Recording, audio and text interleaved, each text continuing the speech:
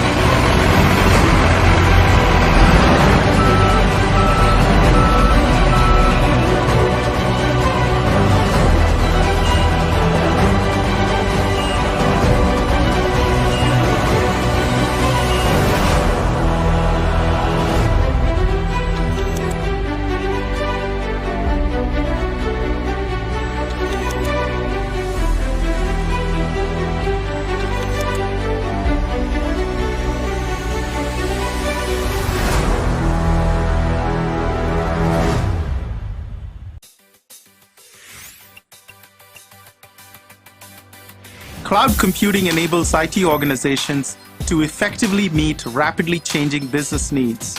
And the hybrid cloud, which combines a mix of on-premises and external cloud provider services, will be the dominant IT architecture for the next decade or more. One of the biggest challenges in implementing a hybrid cloud IT architecture is data management. Every cloud provider has a different way to manage your data, creating isolated, incompatible data silos. As a result, you can't effectively manage, move, protect, and share your data. What you need is a seamless way to do so, wherever and whenever you need to. When your data is free to flow to where it's needed the most, you're free to respond to changing business needs and able to innovate faster. That's the promise of the data fabric, NetApp's vision for the future of data management. With NetApp and our ecosystem of technology and cloud provider partners, you can confidently evolve your IT model and prepare for a future where the cloud is core to your strategy. With the data fabric, you're in control of your data, no matter where it lives. And that gives you the freedom to respond and innovate faster on your terms and at your pace.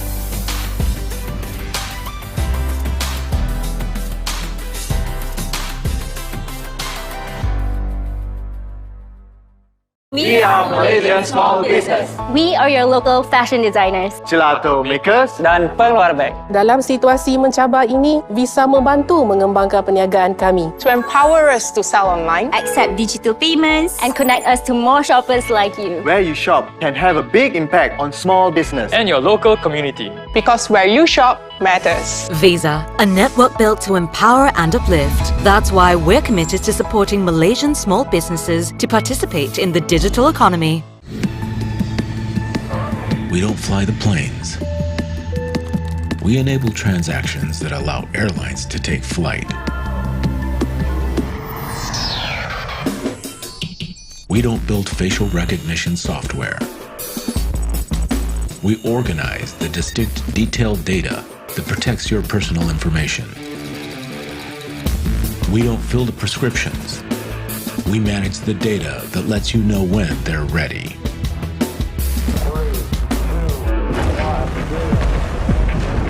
We don't launch the rockets. We store the data that empowers our pioneers to know where they've been and where they're headed.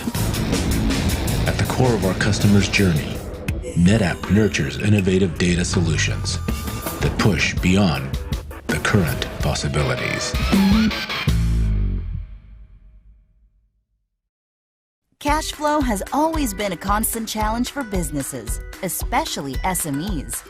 Buyers want to pay as late as possible, while suppliers want to collect payments as soon as possible. During these situations, Visa's commercial credit cards can help solve these challenges. However, not all B2B suppliers accept credit cards.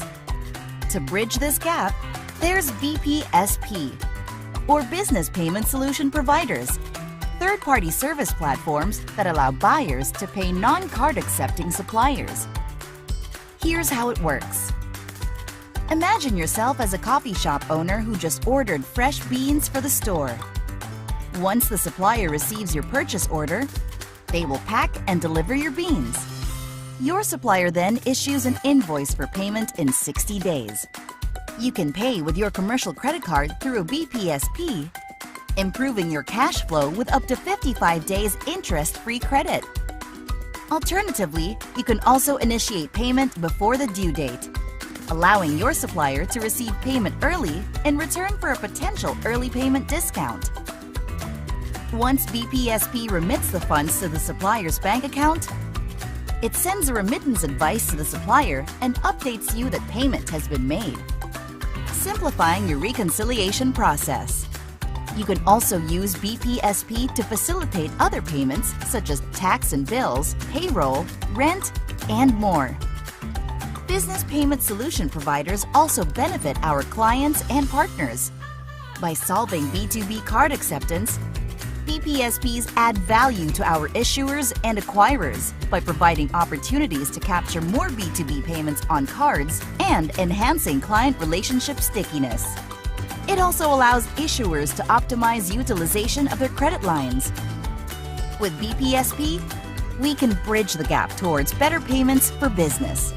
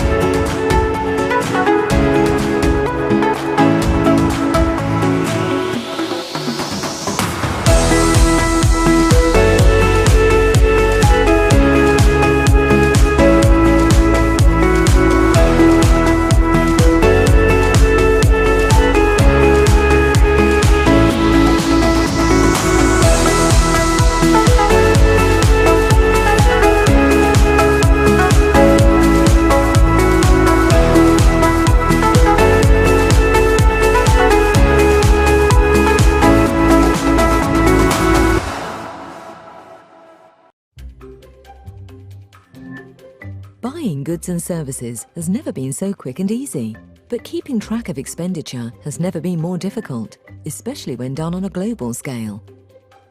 Travel, procurement and finance managers can feel submerged in a sea of data in their quest to monitor card programs, control spend, and drive down costs.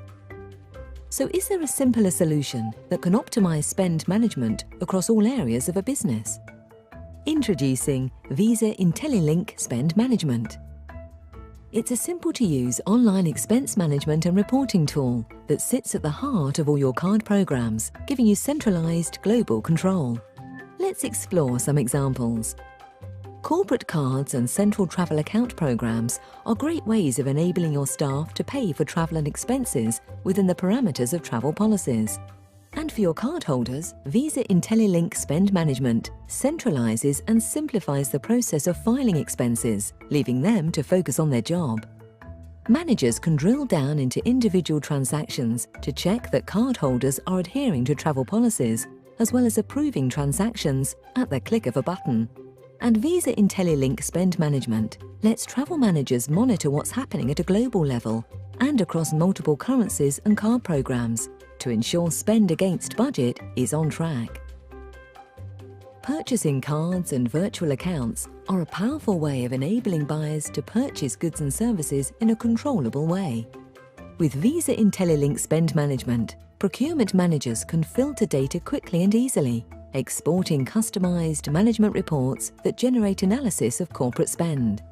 This vital information can be used during supplier negotiations to achieve best value deals. What's more, Visa IntelliLink Spend Management can also save time for your finance team by automating accounting extracts that easily integrate into finance systems.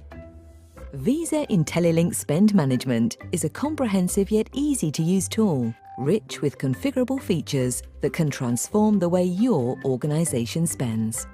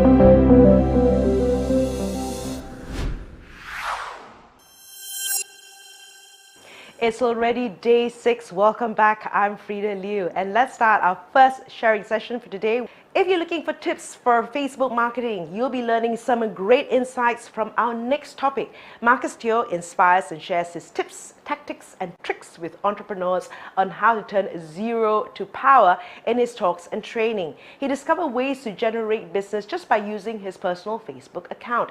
He managed to get his first book, Now or Never, to be MPH Bookstore's top 10 business nominee alongside books by Richard Branson, Tony Robbins, and Jack Ma, and has also built a professional business community of 108 members who eventually generated close to 28 million ringgit worth of business. Let's welcome Marcus Teo, international speaker and best-selling author with Zero is Power, Best Strategies with Zero Budget Facebook.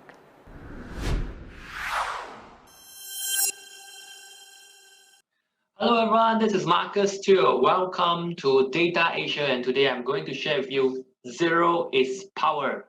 Yes, Zero is Power. What does that really mean? I'm going to share with you many strategies that have proven to work really well when you think you are at zero. So the topic is best strategies with zero budget Facebook marketing. What is best? We will explore very shortly. BEST is the acronym for branding, engagement, sales, and testimonial. So today I'm going to cover these 4 topics in short. And after today, you are going to see Facebook from a very different point of view. And I hope it will help you in your business. So first thing first, I'm going to introduce myself very briefly so you can relate to my background and see how you can also apply some of the strategies that I've used. I started as an IT guy back then, many years ago, and then I wanted to do my own business because IT wasn't for me. So I started selling wedding gowns, but wedding gowns is very difficult to get repeat orders. Nobody ever married the second time and came back to us. And as I was still employed, I was running this business and it looks fine, but it wasn't a very good business then. Just learning from experience, and we moved from gowns to branded bags. Branded bags was a different animal game, a different animal where we did pretty well. And this was when I discovered something. Before we achieved success like this, we discovered that we no longer have any marketing budget after we spent all our money on buying stocks. So for those of you who are in the product business, try as much as possible to keep your cash and do pre-sale, pre-order, drop shipping especially when you're starting. So we learned our lesson, and thankfully we discovered that we have a lot of Facebook friends. That is how zero budget Facebook marketing was born. So we were using this for our own business. Back then, did a lot of corporate events, and then became a lecturer teaching entrepreneurship development, and eventually started my own training company and introduced my knowledge in zero budget Facebook marketing June 2015. So it's about 5 years. Then this topic went abroad as well, in Malaysia Social Media Week, Saudi Social Media Week, in the US, and in Singapore. And most of my clients are direct selling companies like these, real estate companies like these, and come to business fundamental. So in today's business world, we must understand one thing. So look at this guy here selling stuff on the streets. This guy would only achieve sales results if there exists one very important element, which in this image are the vehicles. So this is what we call traffic. If there is no traffic, there is no transaction. So today, under current climate, we know that the traffic is not on the streets anymore. Everybody is supposed to stay home. Even when the borders are open, everything returns to normal. Still, online is where most of the traffic is, because it's not only Malaysia, but globally. What is MCO? Yes, especially now it's MCO, or even when MCO is lifted. Well, we must understand that MCO means money comes online. Here are some trends I'd like to share with you. Active social media users in terms of percentage in Malaysia from 2016 to 2021. You can just pay attention to one bar, which is 2021 right now. We have 86% of Malaysians on social media. Yes, 86% means what? Only those below 10 years old not on social media, or maybe they are also on. So the numbers are really huge. That means the traffic is on social media. And here, look at these global statistics. Malaysia is 13th in the world. Yes, 13th. We spend an average of about 3 hours per day on social media. That's a lot of time, right? 3 hours. And what are the most used social media platforms? Facebook is ranked 1, YouTube number 2, WhatsApp number 3, Facebook Messenger number 4, and Instagram number 5. Then number 6 is WeChat or Weixin. TikTok is after that. So if you look at this bar, and this is very recent stats, okay, it's January 2021 by Hootsuite, a very reputable statistics platform provider.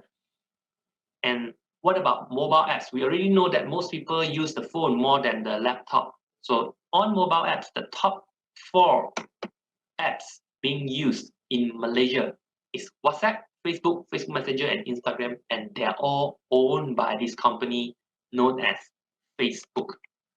So there's no question Facebook is the leading social media app today. And let's zoom into Facebook's 3 pillars.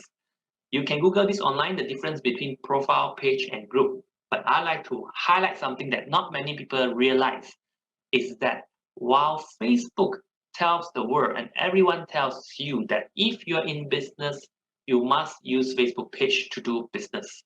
That is right. But one thing that you need to know is that if you're using Facebook page today to do business, as you are being educated, you have to invest in advertisements to reach out. It's not like 10 years ago when you post something on page, you will receive a lot of traffic. Now it's another way around. If you post something, you can almost say no money, no talk, unless your content is so amazing that people share and it goes viral. Otherwise, you will probably have a few likes from your friends and family, which is not enough for you to generate business. So I'm not saying that page is not supposed to be used, but it is super powerful. You should go to the page, but don't forget you have a profile, which is you as an individual. And the beauty is profile, you already have a group of trusted friends who most likely are more ready to buy from you or to give you business. So what's a profile? Profile is you and I as an individual, where we add friends, and it says business not allowed, means you cannot use a profile and have ABC company. It cannot be a brand. It has to be an individual.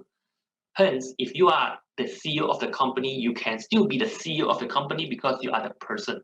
Or if you're an agent, you can be this distributor or this agent. Yes, you can. Okay, you are not able to advertise, you can't do targeting, but you can do a lot of other things, which I am going to share with you how to do this. So the best thing is profile. It is free because you can't pay, right?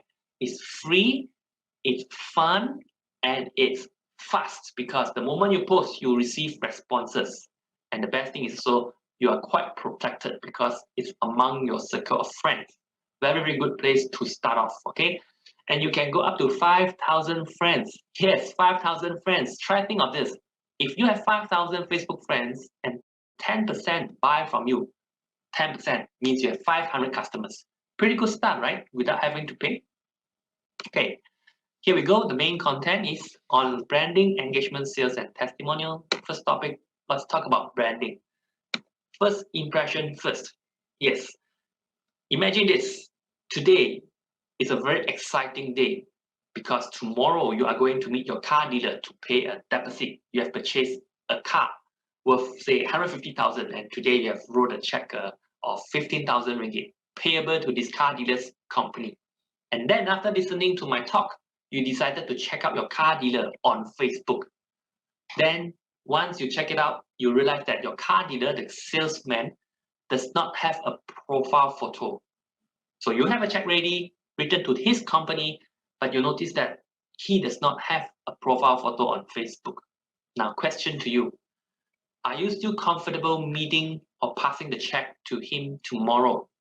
Or are you going to hold it back? What do you think? Are you going to still pay or say, wait, I can't see his face. I think I should do a little bit more background check before I make payment, right? So how many of you are like most people, you will hold the payment? So from my talks all the time, majority will hold the payment because they say, I can't trust this person yet. So what they do is they will delay and some will not even pay. And the best part is they will not tell this car dealer and say, hey, actually I checked you out on Facebook, and because you don't have a profile photo, I'm not going to pay you yet. They just won't do that. So this poor innocent guy, poor innocent car dealer who has a Facebook account that's not so active but no picture, loses a deal of 150,000 because of not having a profile photo. Wow, big impact, right? Small mistake, not even a mistake, it's just he doesn't know what he doesn't know. So if you are in business, rule number one is please at least have a photo showing your face. Here we have 5 photos, A, B, C, D, E. B, C is no good because your face is not visible. D and E, why D has the most number of likes? Because when a person is being interviewed by media, you have high credentials, high credibility, so the likes are higher. D is a proper professional photo, so it's also recommended because you can see the person's face up front. Okay, please, please, please, if you have attended this session, at least have a profile photo up. Otherwise, don't tell people that you've attended my session, okay?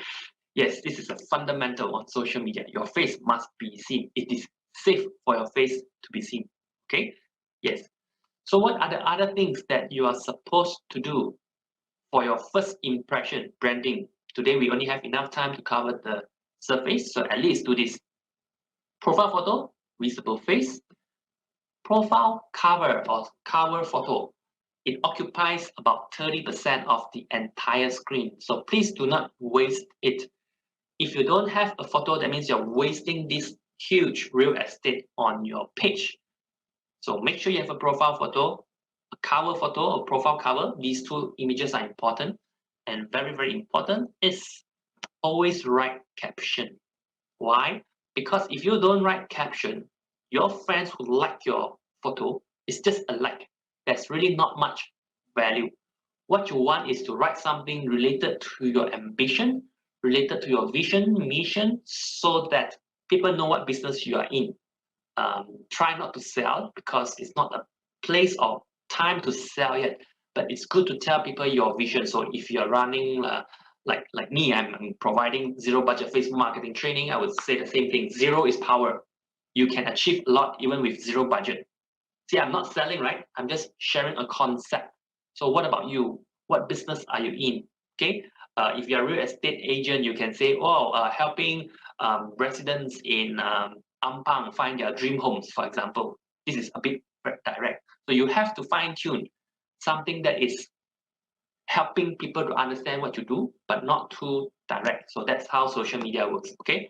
So these 2 photos are important. And when your photos are attractive, you have caption, someone knows what you do, so you have planted a seed in your audience mind.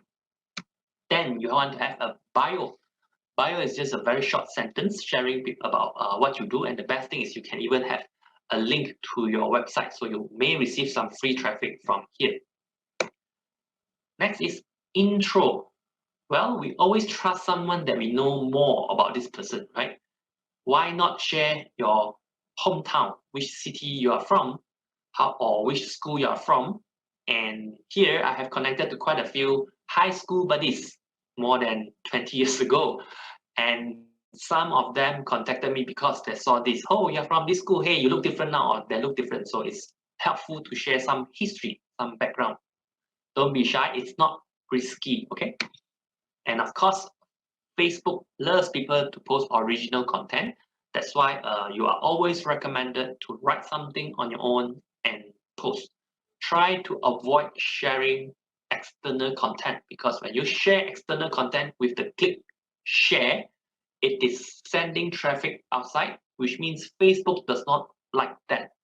You can observe that your likes most likely will reduce compared to your regular post. That's one.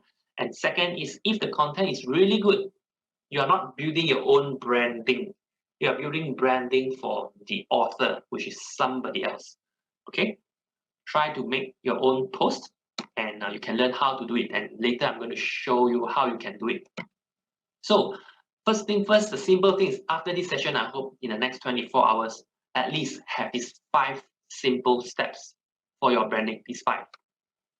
Update your Facebook profile, please, ladies and gentlemen. Have your profile photo plus caption, have your cover photo plus caption, your bio, your intro, and write your post if you haven't done so.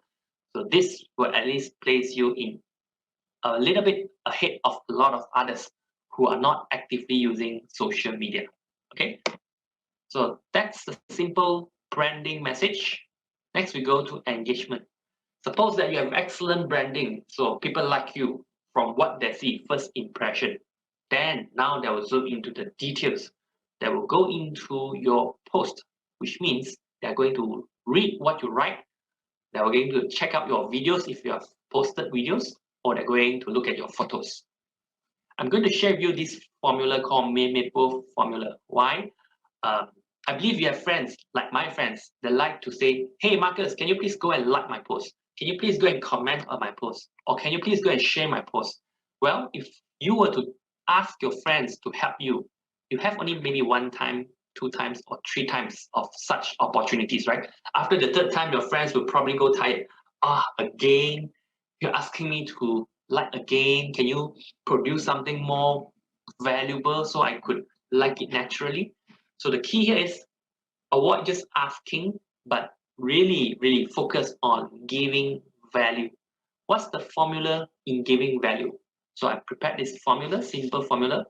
Maple stands for M, motivational. If your content is motivational, high chance it touches somebody and then they'll say, wow, that's inspiring. I really like that. You have boosted my Monday morning. Okay, then you naturally receive likes, comments, and maybe even shares. Or is it something that teaches people knowledge? Someone who reads your post go, wow, that's great. I didn't know that. I want to read more from this author, from this person. Third is moving, touching.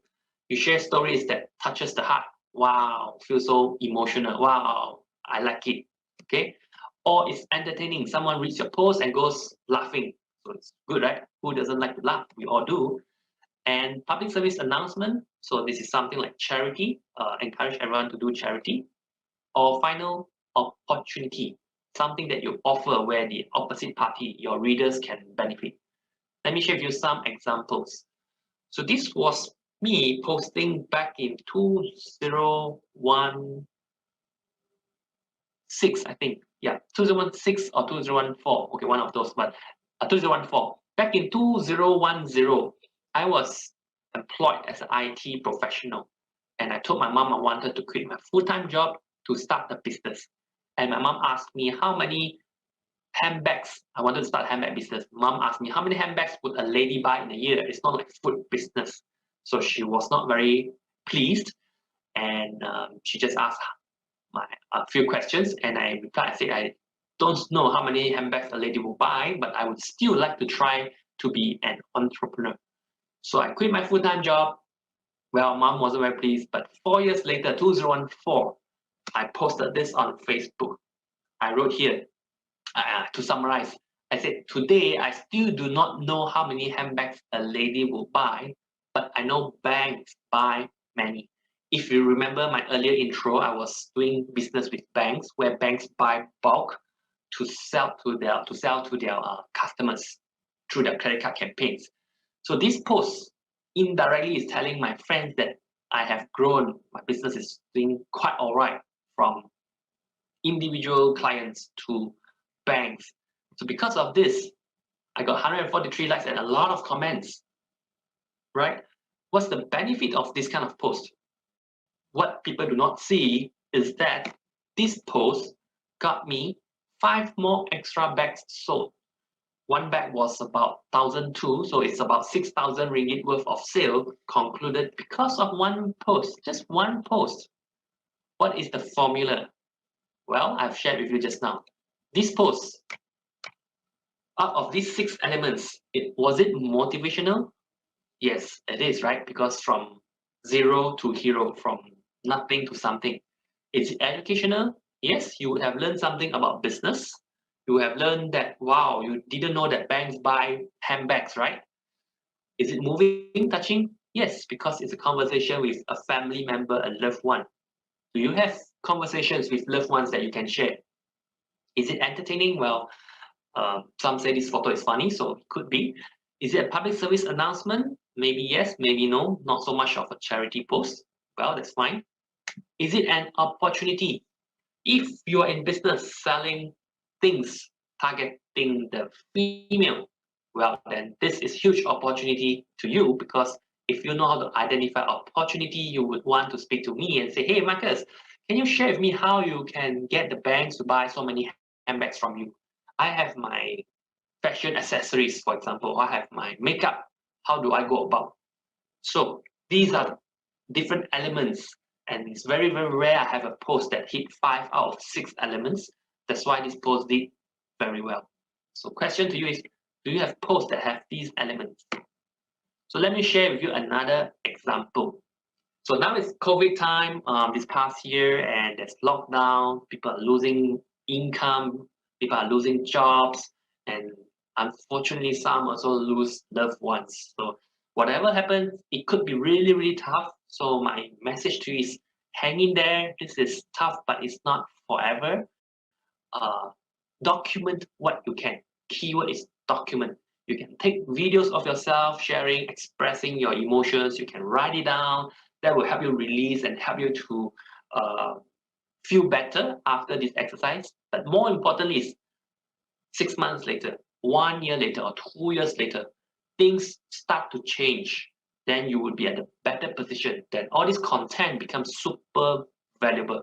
Just like this example here. 22nd October 2016, that was one of the lowest point in my life. Why? Because a year before that, 2015, was a very great year. Why? Because beginning of 2015, I proposed to my former fiancée, and she agreed. And then 9 months later, I was supposed to get married, but did not get married. 2015, 2016, again, we were still not married. So I asked her, why are we still not married? And apparently the answer is, to cut the long story short, was my business was not stable enough. She and the family didn't think that I would be ready to have a wife. Wow, that really hurts, right?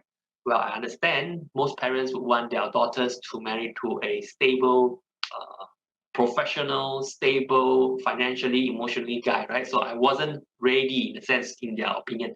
So eventually, our relationship did not work out. Oh, so business was not good because I was a new trainer, relatively new trainer, the second year in the business. So income definitely was not there, and relationship didn't work out. So no money, no honey. Then this was the photo that I posted on Facebook trying to motivate myself, saying that 22nd October is a special day. I understood and lived by the phrase, do whatever it takes to be successful. Here, what I was trying to say is, to be an entrepreneur, do whatever it takes, including letting go of a relationship that does not support my dream. Yes, so that was really a low moment for me. And if you have a low moment, acknowledge it, accept it. It can turn into a very amazing moment if you use the kind of energy in the right way.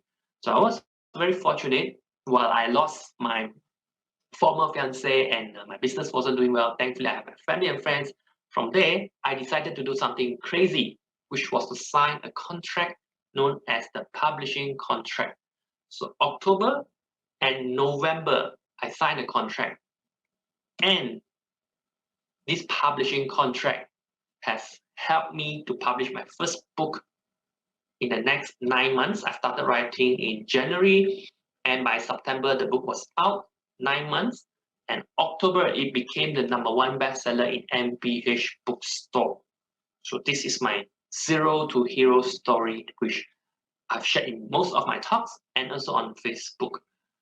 And do you have a zero to hero story? You yourself. So please do not underestimate yourself if you have, and it's fine to share as long as you're not bragging, but the intention to share is to motivate others.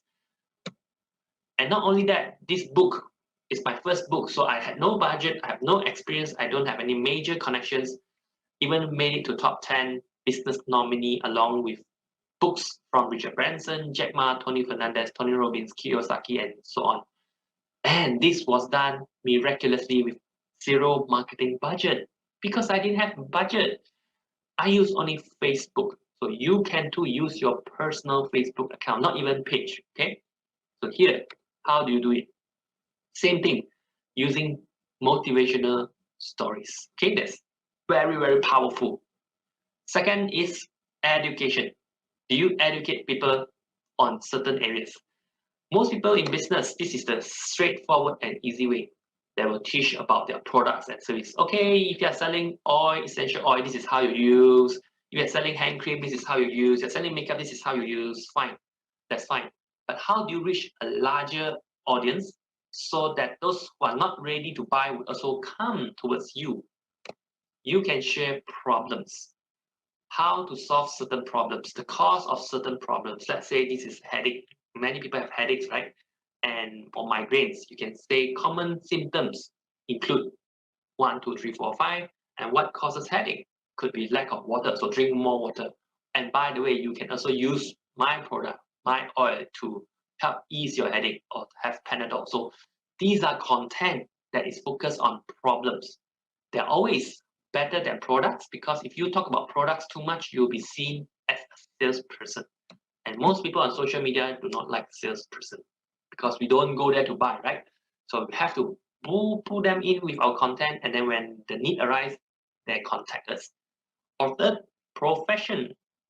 You can talk about how people who love to do yoga can relax with these products. So you attract those people who go for yoga or even instructors. So you can use these three angles: products, problems, and profession, and educate people. So after your audience read your post, they feel smarter. Same thing like what I'm doing now. You are watching my video, you are learning something about zero budget Facebook marketing. After this, you'll be smarter, right? And of course, you will get results only if you apply. So that's number 2. And point number 3 is moving and touching. Not physically moving, okay? It's the heart. This is hard work. So this is story of Maggie. Maggie is in the direct sale business, and when she first started, nobody believed her, only her father. So before she made it, she brought her father to the world map and asked Dad, "Hey Dad, tell me where you would like to go, and I would bring you travel around the world." And in 10 years, they've gone to so many places around the world. So she reflected and shared a story on Facebook. Wow, a very long story, very long. And it has more than 200 over likes, reactions. So what does this do to her? Of course, people feel more connected to her. People feel that, wow, you are a really good daughter, and this is how you attract people to you. It's not about selling all the time, right? Do you have some very touching stories to share? People love this, especially motivational, touching stories like this. Okay. So next, entertaining. One of the best things to do on social media is to entertain people, because we are bored, right? We want some fun, we want some laughter, so we go onto social media. And here's a video that I'd like to share with you, where a buddy of mine, Adi, is a local celebrity. He has this video that went viral. Hi, hey guys, you gotta be really careful out there. I'm out buying groceries when I was approached by this old lady, about 80 years old. She approached me and she said that if I were to have sex with her, follow her to her car and have sex with her, she will give me a bottle of cooking oil. Walao, that also can. I told her, come on, auntie, why are you doing this? Come on, I have morals, okay? I have standards, okay? Don't do this. It's not the end of the world yet. Yeah. So I told that lady off, And then, I don't know what happened to her. I saw her walking in that direction. Then, I don't know what. You gotta be careful. There you go, a funny video. This could be one extreme case, but hey, this video went viral, right? So you can do something fun and funny like that if you want, and if you're creative. Entertaining video. It could be also an entertaining post. So that's one. Next, another funny one.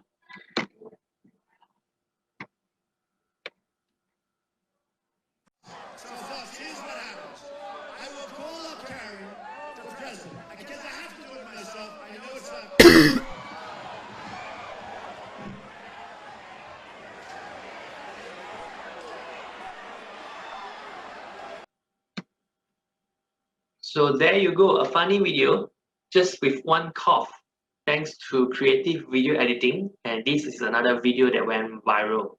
So be creative, have fun, and you could attract a lot of audience to your post. Okay, so that was entertaining. Next, we come to public service announcement, PSA. For example, now you can have some posts talking about COVID, but don't go too much on COVID because Facebook may not like it. So you would realize that if you launch any ads talking about COVID products, most likely the ads won't be approved. Hence, public service announcement like stay safe, stay home, wear your mask, or get your vaccine and stuff like that is fine. Or you can have something more creative. You attract people who have the very strong sentiment like you. For example, save a dog, save a cat, save the turtle, say no to plastic. So while the likes may not be necessarily very, very high, however, you will attract people, like-minded people into your circle. So that's another one. And finally, opportunity. What opportunity do you have to offer to your friends? I see this a lot. It may not be the right definition of opportunity, like good news, property launch, now you can buy this at attractive prices. Sometimes this kind of post may lead to people thinking that it's opportunity for you instead of for them. So you really want to have posts that is opportunity for them to benefit, especially when it involves potential business. So here's one where I shared on Facebook when I signed a contract with an e-commerce platform, where I said I signed a contract so my products would be available on this platform and there's no listing fee. It's backed by a reputable company. So if any one of you would like to also list your products online without listing fee, contact me, let me know, and I'll connect you to the person in charge. This post has helped the person in charge get another 5 merchants without him doing much work. It's my friends calling him. So in the end, he's happy, and then the merchants are happy as well. So I'm building relationship through posts like this, adding value. Do you add value to your friends and followers? If you do, high chance they will follow you more. So the second action is this: craft your career journey or story. Craft it, practice it, and post it. Let's see if it attracts people, because people love this. So remember, the formula is MEMEPO, MEMEPO. Next item, this could be most people's favorite, sales. Where is the money? This is the sales funnel. You start with prospecting, then you receive inquiries, then it comes to the proposal or the sales quotation stage, and finally, done deal, becomes a customer. Do you know that there's one big layer where you have a lot of prospect that's untapped, known as Facebook friends and followers? See this layer here, it's there, it's just not many people utilize it, wasted. End up, what will happen? Your friends, your Facebook friends and followers are buying, but from somebody else. Most of the time, if they're buying from somebody else, it means your competitors, right? So please prevent that from happening and make your friends buy from you in a very attractive way, not being a hardcore salesperson. No, we're not supposed to sell, we're supposed to attract. So one of the ways is to leverage on events. There are many ways you can use sales tactics. Events are best because it has a sense of urgency. Just go and look at the Malaysian long weekends or Malaysian holidays, and you would know what public events are coming, or public holidays. So recently is Hari Raya. So what do you do on Hari Raya? You wish your friends Hari Raya, and you can do a lot of different things so that those people celebrating will come and wish you as well, and you can wish them back. So all these festivals will drive traffic because they're hot topics. So that's the public events. You can easily find this online, or more personal events. If you go to Facebook, you click on live event, it's going to show you a list of events.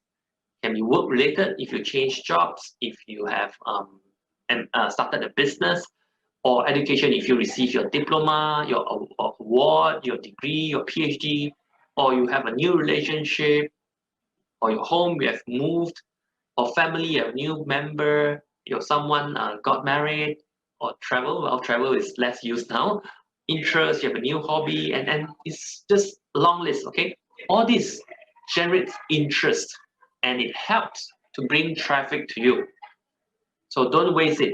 And one of my favorites is this: if you are celebrating your birthday, never ever waste your birthday. Why?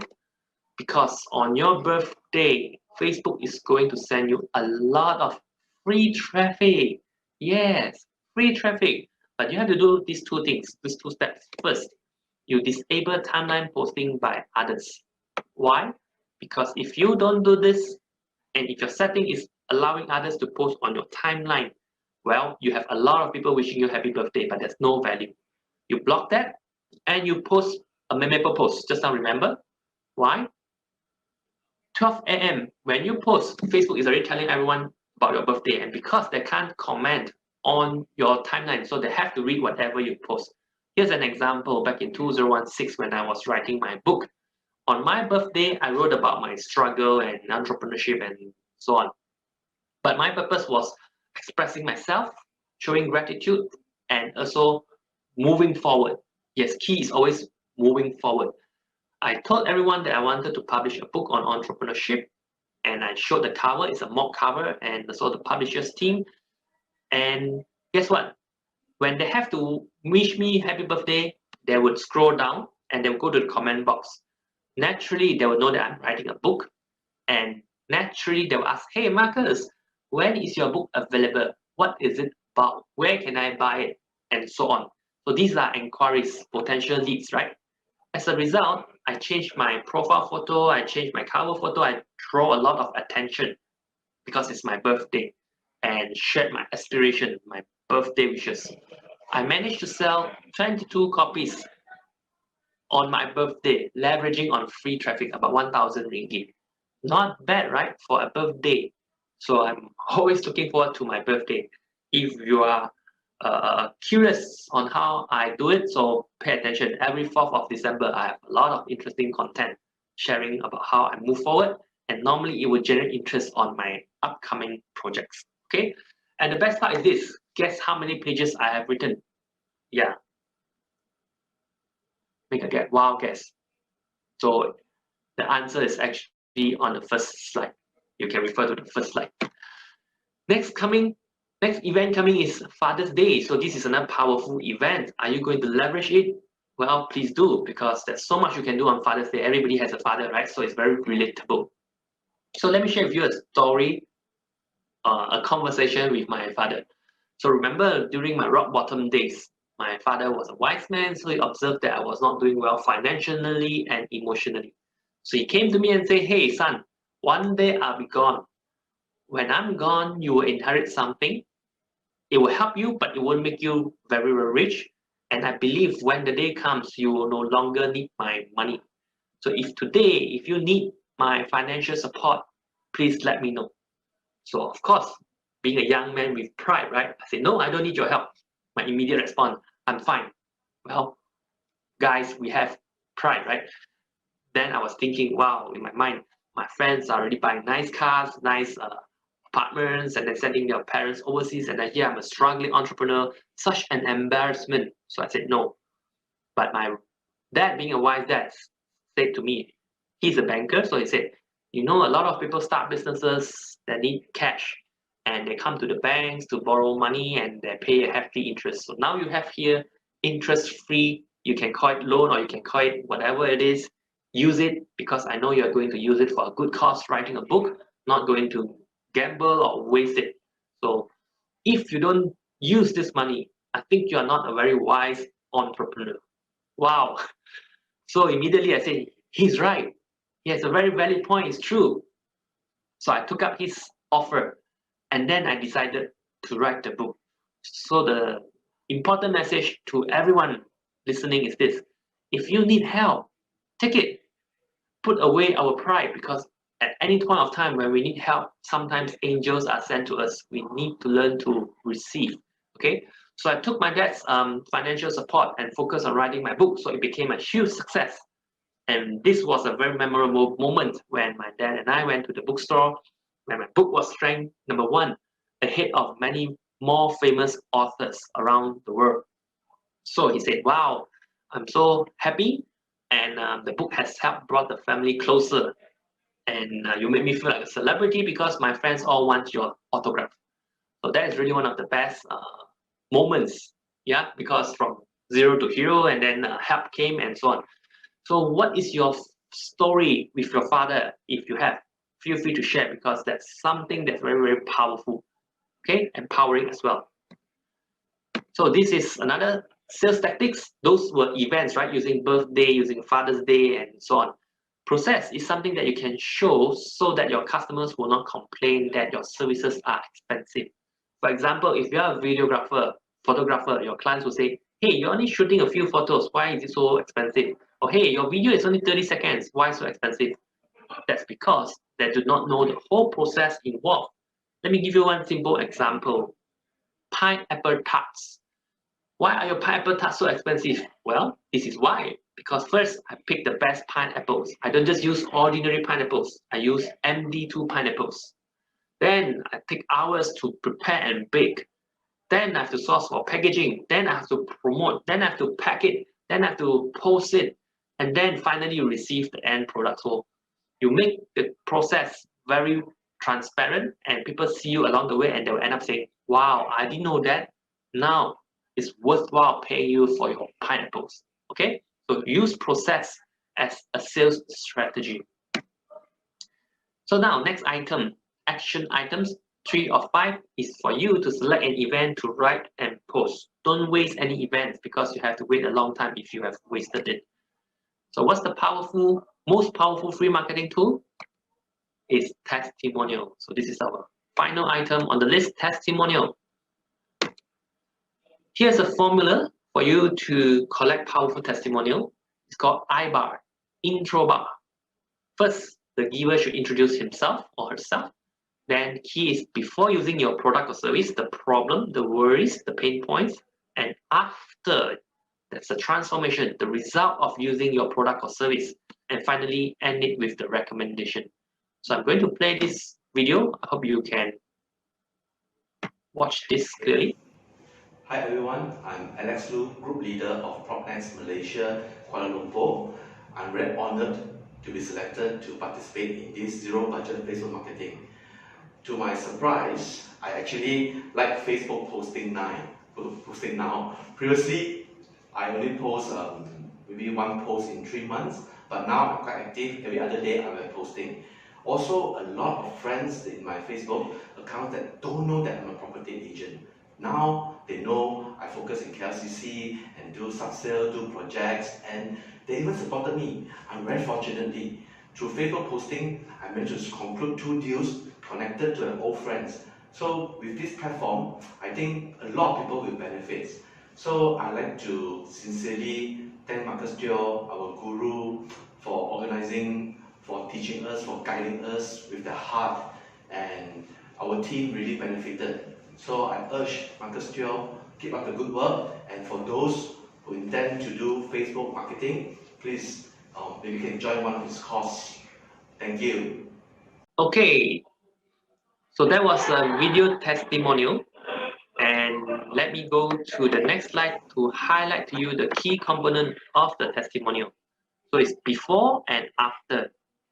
Before using the product or service, that means before Alex took part in my program, he posted on Facebook once in 3 months. After that, he's doing it every other day and he likes it. So that's key point, he enjoys doing it, okay? But most of the time, the most important thing is the result. So before that, a lot of friends didn't know that he's a property agent. Now, not only do they know he's focused on KLCC and sub-sales, and they even supported him. And here's the key point highlighted in red. He concluded 2 deals, 2 KLCC deals. So you can imagine the magnitude of the result and connected to old friends. And this is achieved with zero budget. So I'm trying to share with you the transformation. Okay, that's one example. Then the second example. Hi, my name is Jay Siap. I am a team leader of PropNext Malaysia. Attended this zero budget Facebook marketing course conducted by Marcus Teo. I'm very happy. Before I joined this course, I have no idea that I can generate business through Facebook personal profile without spending 1 cent in Facebook advertising. So right after I joined this program, I learned the techniques and knowledge from Marcus Teo. He is so patiently to help us and to be accountable to us to make sure that we practice all the knowledge that we learn from him so that we can generate results. I have generated 1 rental deal, and also I have recruited 2 new team members into my team. Thank you, Marcus Teo, for your patience to help us throughout the journey. I highly recommended zero budget Facebook marketing course to you all. Okay, so that was another video testimonial. And again, the focus is before and after.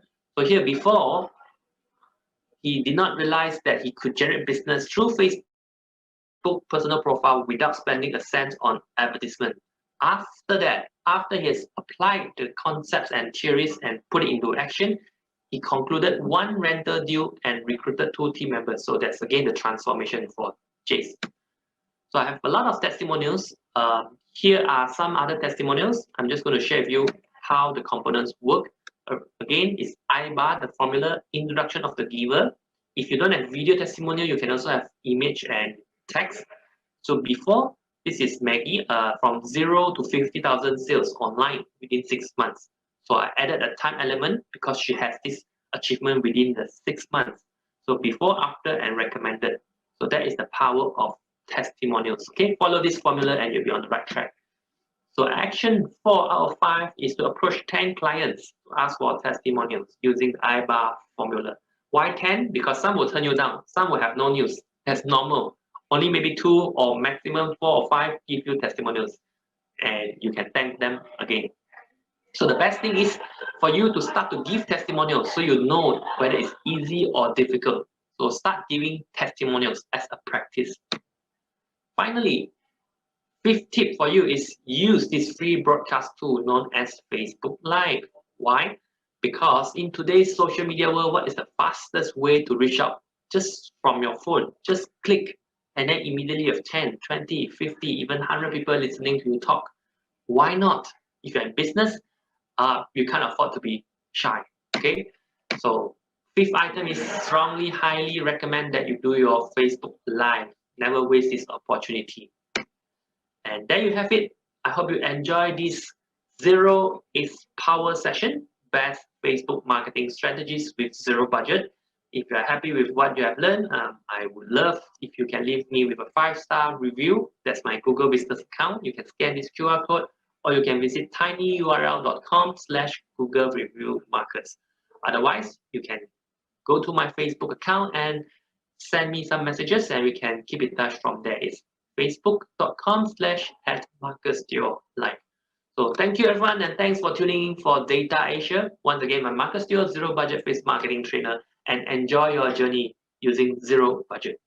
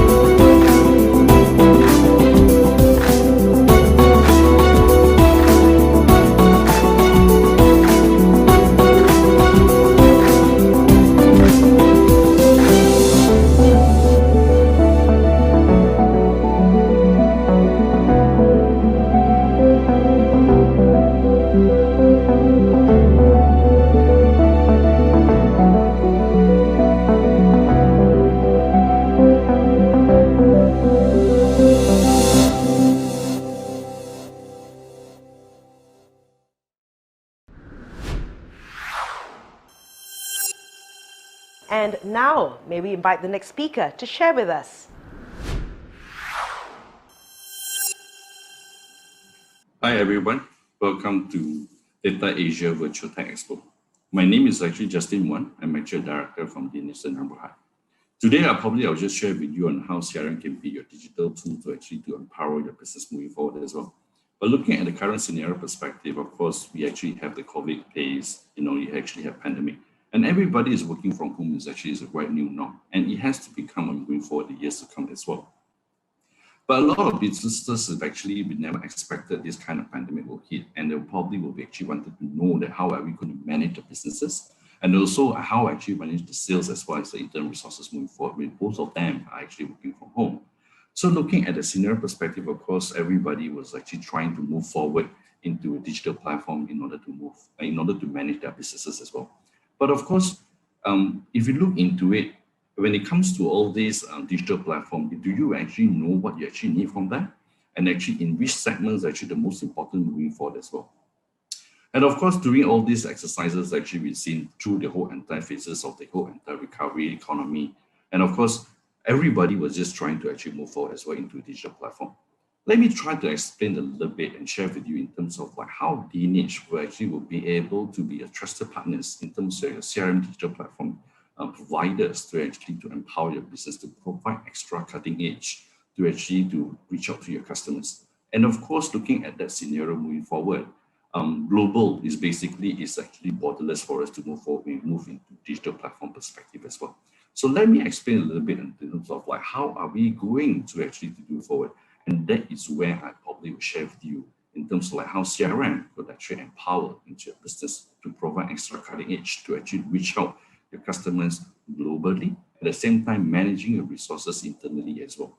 Because everybody is actually working from home, and how could the business owner actually ensure that the productivity still remain the same, at the same time also actually reach out to your customers in more effective and efficient manner as well. All right. So of course, why we're actually looking into Danish perspective moving forward. Danish actually has been established since 2008, and we have been in the market for almost 13 years.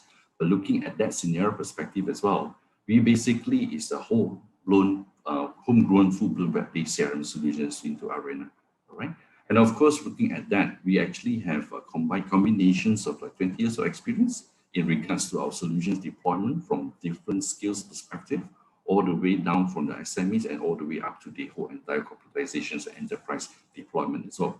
But of course, looking at our solution perspective, we actually Lineage from the team perspective, we are actually very much in terms of providing the workforce. And of course, the strong points actually is more in terms of streamlining your business processes, as well as to actually ensure that every single process is automated without human intervention. Why I'll say that? Because no point actually having a human intervention when you actually have a digital platform in place in your organization as well. Of course, looking at that scenario, in terms of Lineage perspective, our solution is actually running very modular. And of course, we basically will be able to support from a different solution all the way down to, from the operations all the way down to business and marketing as well. And that is where we actually strong into that. And of course, looking at the solution, in fact, the whole entire Trix CRM solution, which is the one that is actually, we are built internally by Malaysian product as well, is highly integratable to actually a lot of backend system as well. Solution of our applications has been deployed to various vertical industries as well, from the solution financial institution to down the way down the insurance as well. And of course, we actually have different vertical background in terms of business process automations, the BPOs, outsourcing companies, IT, and also other servicing line as well. So that is actually how it encompasses in terms of what we could do and how we could actually bring the leverage on the cutting edge for your organization to ensure that basically you still stay within a competitive edge. So all the business owners right now is actually probably wondered, what can we do and what will be the fastest way for me to move to the platform so that we basically will be able to compete on the same ground together with the others. Probably potentially could be a corporate guys who actually has been a lot of these tools actually in place and compete way much faster compared to the others. But nevertheless, business owners, whether they're going to be SMEs or whether they're going to be enterprise, don't worry, Lineage is always here to actually assist you going forward as well. So that will actually tell us a little bit more how actually we're going to move forward. So in order to move forward as well, so a little bit, let me explain. Trick CRM is our locally built, full-blown web-based CRM solution. So that is where we are right now. So looking at that solution, of course, there are 5 points actually we discuss here today. And of course, looking at the scenario, the first point I'm going to talk about is actually going to be omni-channel. A lot of people are actually saying a little bit of confusion, actually saying that what is multi-channels and what is omni-channel. So technically, multi-channel is where the different interaction resources, channels that comes in to actually interact with the platform or to your organization as well. And that are pretty much into very siloed because you wouldn't know where are the customer journey comes from, where are the touch point that comes from, and what are the most frequency that actually come in place to actually communicate with the organizations. So omni-channel is a very different thing. Omni-channel is actually more in terms of like they're managing all the interactions from different sources. They actually encapsulate all this data and actually they table it out in terms of the whole entire platform to ensure that it tells you where are your customers mainly interacting with the organization the most, whether it's going to be from the phone, whether it's going to be from the WhatsApp, or whether it's going to be a social media, digital SMS, email, fax, and whatsoever. So that's the different channels are coming in place as well. So a lot of organizations are actually saying that, having a customer service or maybe having a telephonic kind of thing is going to be expensive. Yes, indeed. With the whole entire digital platform going forward right now, a lot of organizations, a lot of consumers will rather text, will rather just send you a text, and rather instead of they calling you. So that is how the current the situation right now. So that is where, in terms of that is the solution actually needs to ensure that you know who are the customer that comes in, and that is where the organization will be able to know on what sort of resources allocation need to be handled and need to where to actually park your resources effectively in order to managing your customers' interactions. So of course, customer will come in a very swiftly in different perspective as well. But of course, looking at that, the solution actually comes into different channels so that at least you'll be able to assist you going forward as well. So let's look at the social media. A lot of social media comes in place. It's going to be on Facebook, it's going to be on Twitter, it's going to be Instagram, it's going to be on WhatsApp. So that is where the scenario and a lot of people are actually looking at that.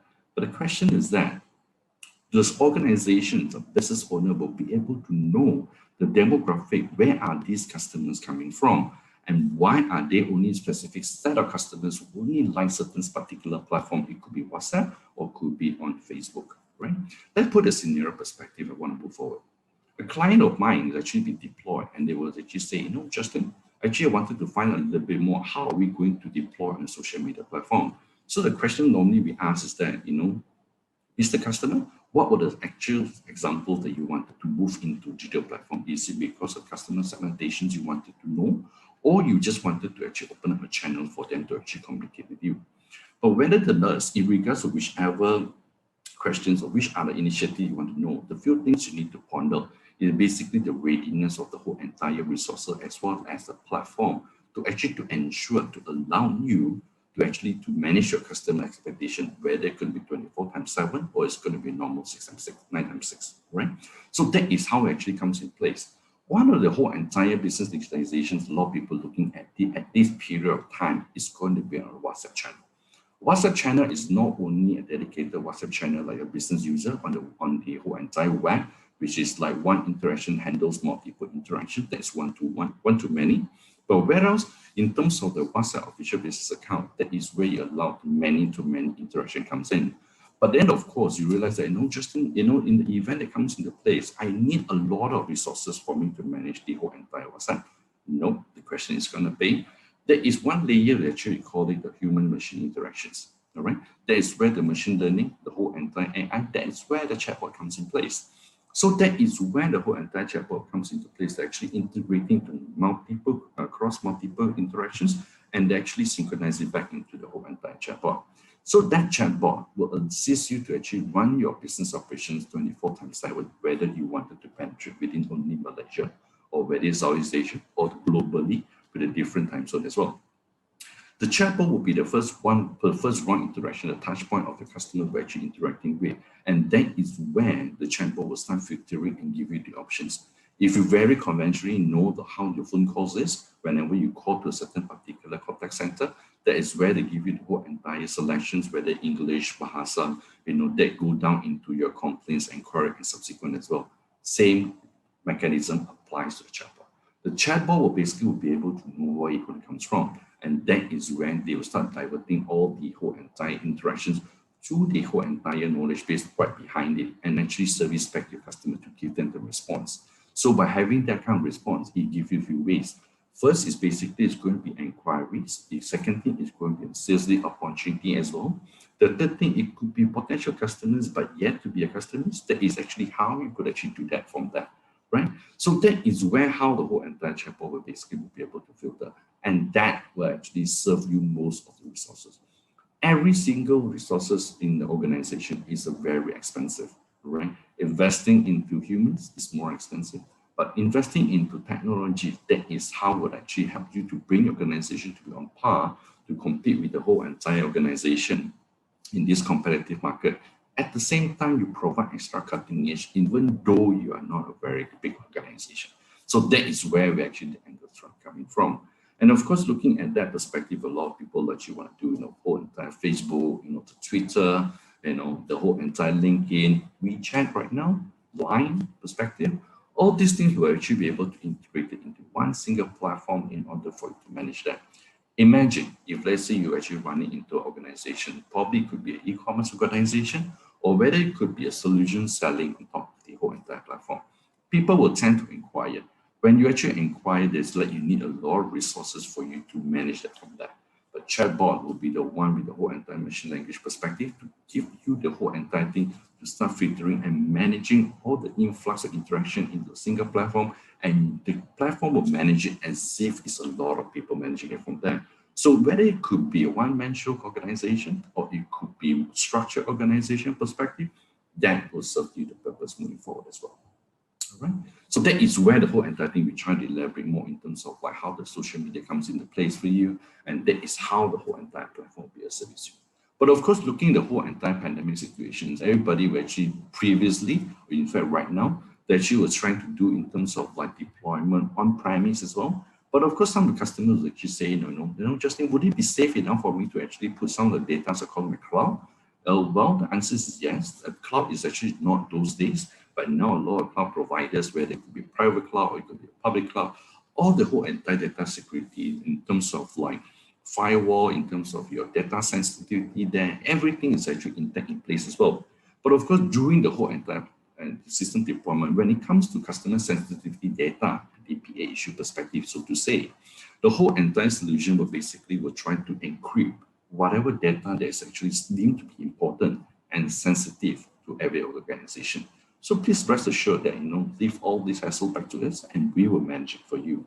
So that in the event when it comes to all this solution deployment perspective, the web-based is always the way to go because it's a centralized system and it's actually where you actually be able to access and anywhere upon a time you want to come to place. During the pandemic hit, a lot of organizations were just trying to migrate everything into the cloud and so that they could actually manage resources from there. But that is just only a quick pain solutions to actually move it into the cloud. But in the long haul, do you actually foresee that this would be beneficial in the organization as well? One is basically it's actually happy to manage it. And second thing, how would you want to ensure that all the whole entire system capability will be able to ensure your whole entire company is still run as if it's another status quo before the pandemic hits, right? So that is where the whole entire digital platform in terms of like CRM that actually will come in place for you to actually to ensure that you basically have all the data actually in place for you as well. Let's talk about the whole entire communicators. I mean, of course, in the whole entire scenario, a lot of customers will just say, Justin, actually we have some data for us, but we wouldn't know whether these data are genuine enough to actually take it to their cards. Yes, agree on that as well. In every organization, especially business owners, C-levels or management perspective, will always want to find out what are the data, how could the tools will be able to assist me to moving forward as well. Let's look at a scenario. If let's say you have a system, but the system actually will never give you the whole entire reporting, the dashboard perspective, that might defeat the purpose because the management, what they wanted to view is actually more in terms of data. But what if let's say the data we try to move forward from there is not as what they want? So in terms of the trick solution perspective, we're building capabilities to allow the management perspective as well the operation team to actually to custom build what sort of the data they're actually expecting to view. So from here, they could basically will be able to see in regards to what sort of data they're actually expecting and what the tabulation. Assuming right now you're actually running e-commerce organizations right now, or it could be any potential customers, business vertical, this is different business vertical. They will probably have a certain selective information, say that, hey, I wanted to know how is my sales pipeline today, and I need to know whether are we below the threshold or are we above the threshold what we set. So the system will actively send the notifications to the management or the operation perspective and say, hey, Mr. Management, right now basically your certain sales pipeline is a little bit low, and that is where it prompts the operation and management perspective to actually do more prompt, swiftly actions to ensure that you bring the sales revenue back on par for the particular certain period of time. That's what you define. It could be quarterly, monthly basis, or half-yearly basis as well. So that is how actually the tools actually empower us to move forward as well. Because every single tool that we deploy, it has to be automated and it has to provide automation as well.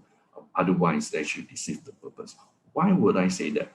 Tricks actually has been deployed to every multiple different vertical industries, and the capability for the system actually has deployed to a lot of integration to the backend system as well. And that is where the experience comes in to automate most of business operations. And based on the data as well, of course, they actually comes out in the whole entire communicators. In fact, the whole entire solution comes in with the BI tools as well as the data warehousing to allow you to tabulate a different data model based on the needs of organization during at any point of time. And that is how the management will be able to drill down into the detail in the cradle of grave and actually to find out what sort of the issues that we're having right now. Are we performing, or actually are we on par to what we're doing right now? So that is basically the tools that you're looking at. So of course, looking at that scenario, a lot of people actually say, yeah, we actually have a lot of web, we don't really like web-based right now so far. So yes, of course, looking at that scenario, because everybody just gets spoiled with the whole entire mobile phone. I mean, our device, the smartphone device is actually next to, is our life partners. We can't go without that as well. So that is where the whole entire solution will actually be moved and migrated into the mobile platform, mobile solutions. Yes, you're right. Yes, everyone is actually doing into it. So that is why our solution basically will be able to support you in managing on top of what sort of the whole entire demographics you'll probably be looking at. And of course, our solution actually not only running on the mobile app, is actually mobile friendliness as well. So in regards of what sort of data you want to look into, and that is where the solution will be able to provide you the platform moving forward as well. All right. So that is where we give you a high-level snapshot in regards of what is all about in terms of how the whole entire CRM can actually give you the leeway in terms of managing your resources through that digital organization platform as well. All right. So of course, looking at that scenario, a lot of people will say, yeah, it's just a normal CRM perspective. Yes, indeed. But the CRM has evolved so much, to move forward, and it helps a lot of organizations too. But if you look into all this kind of environment, everybody will actually be buying things online as well. And it's not just only an e-commerce platform. It's a data warehouse to pull all this information together, where all the sales inquiries comes from, together which are the channels, the campaigns and marketing that's the most effective ones, and how much have you spent into all these campaigns that you run, and does every single campaign that you executed, does it comes and bring you the revenue that you wanted that to be? So that is where the angle comes in from that. It's not really the customer normal traditional CRM, but it's actually more in terms of telling you, what sort of data you have by consolidating all the data from different kind of resources of different channels and interact with the whole entire system.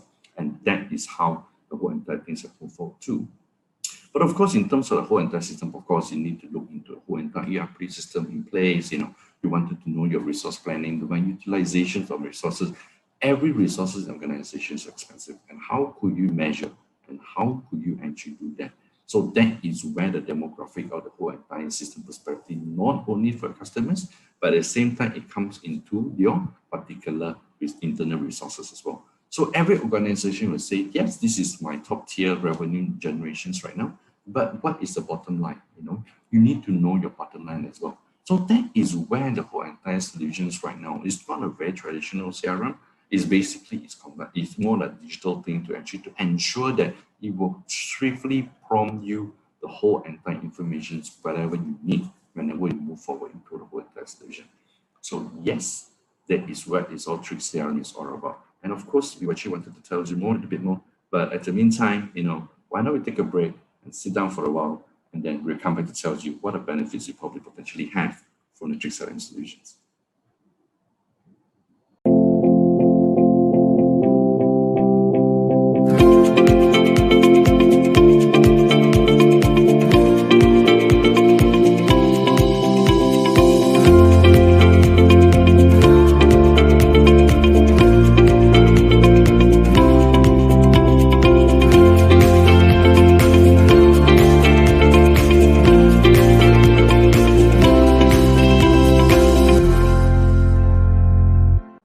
Welcome back.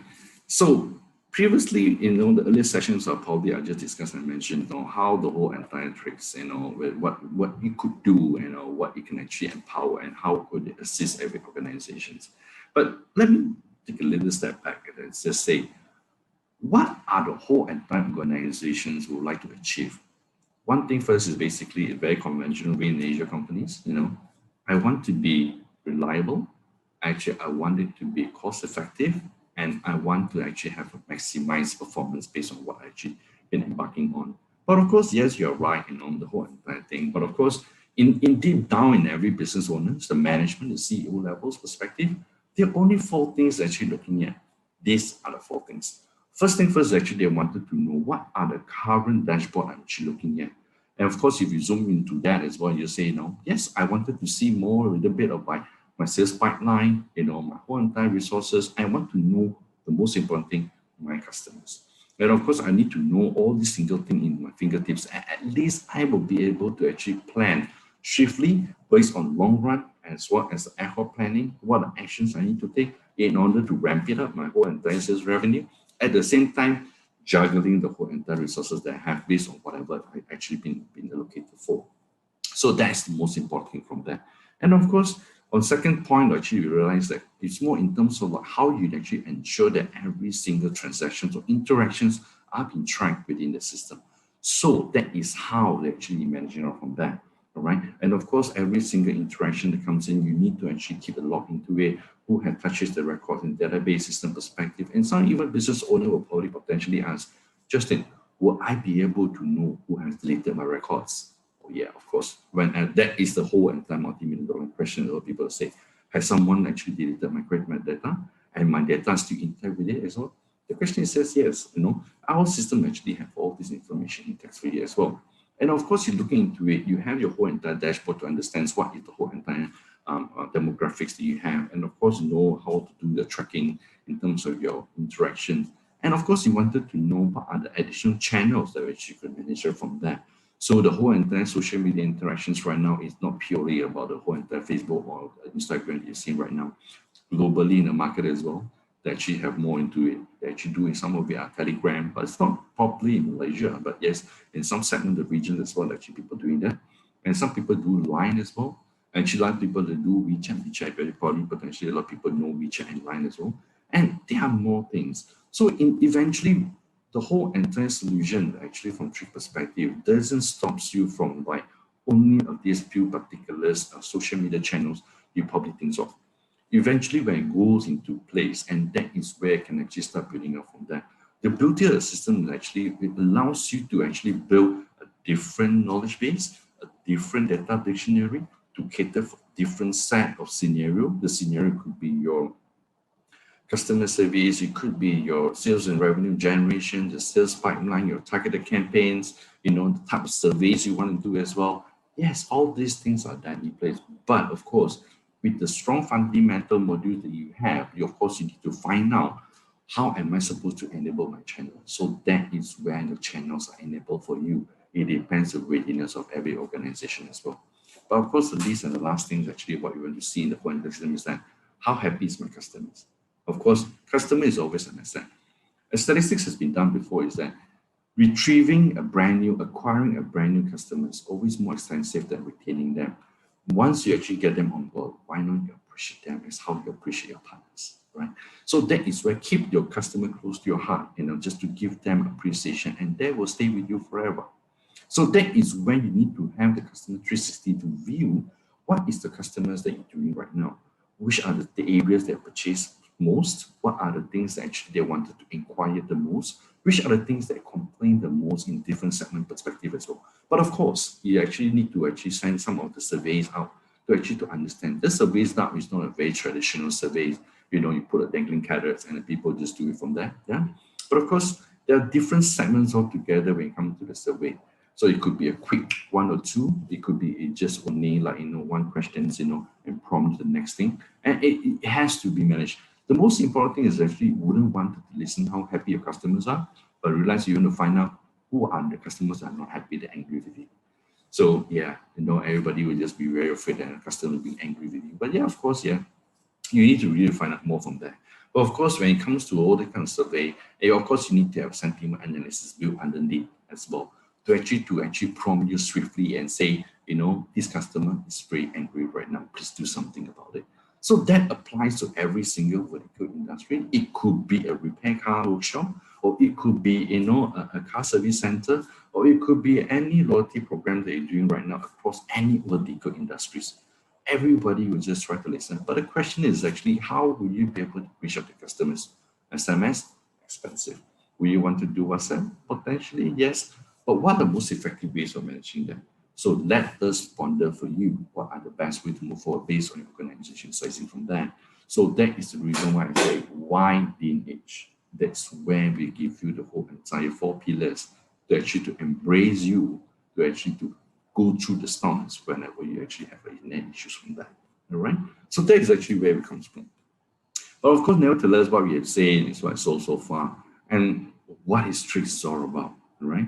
So in Trix CRM, we actually having like what 6 verticals, 6 horizontal and 7 verticals, and that is where actually we have 42 modules.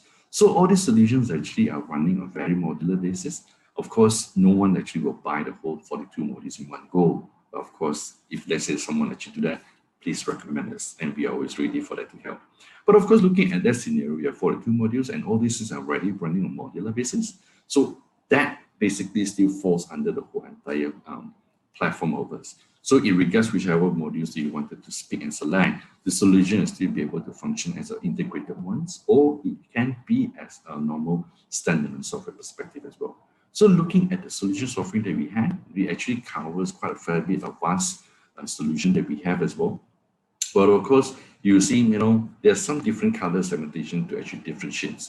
But of course, those orange colors are mainly more in terms of like servicing lines, contact centers, and it applies across different vertical industries as well. Those a little bit in greenish, and that is where in terms of like ITSM solutions. And that, of course, the little bit more green, then that is more in terms of building management systems, school management system, condo management system. And those in the middle, in the pink color ones, are basically the one is more in terms of like the platform that people wanted to move forward to actually to get more in terms of like digitalizations from that, right? So of course we do have ERP, and of course we do a little bit more turnkey projects as well. So that's where we are. So of course we are not a very silo kind of solutions provider, and all these thing platform that we built and all this solution platform that we have done so far, we actually has been deployed successfully across different vertical industries as well. And of course, with the expertise that we have, we always use back our main core fundamental of a software to actually to ensure that, we provide you the best. And of course, looking at the scenario, things I know, do I actually need to go and find elsewhere to actually go and finish off my whole entire blueprint? Don't worry. The whole entire solution module we have actually enough to actually to cater any organization's blueprint moving forward as well. And of course, all these things are running on modular.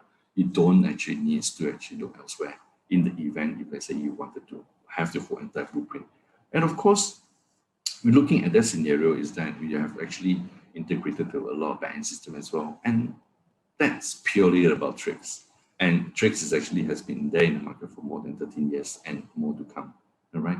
So yeah, this is where we have right now, and I give you a little bit of snapshots in terms of like what are the solutions offering that we have. But of course, in the event you want to find more in-depth details on that, please feel free to give us a call, and we're always there for you. It's just a phone call rings, and you just normal WhatsApp. We always be there for you. All right. So looking at that scenario into that, why work so hard?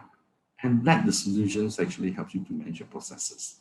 And that at least you can sit back and relax and you realize that, whatever the pandemic comes again, it's fine.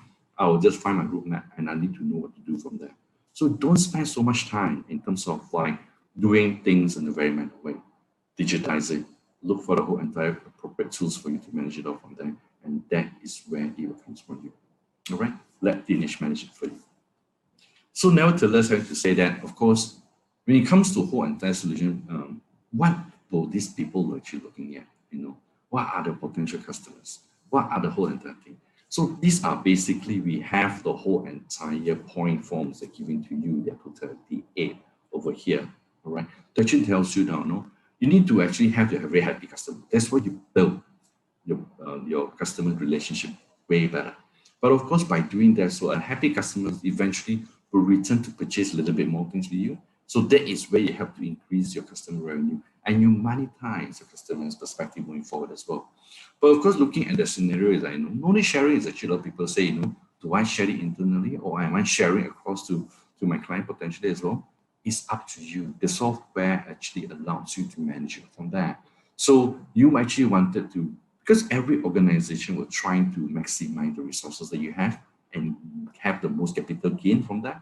So that is where, as long that you empower your customers by doing a self-service to actually get most information from there, and that is where you actually save the resources and actually allocate for something else is really more important as well.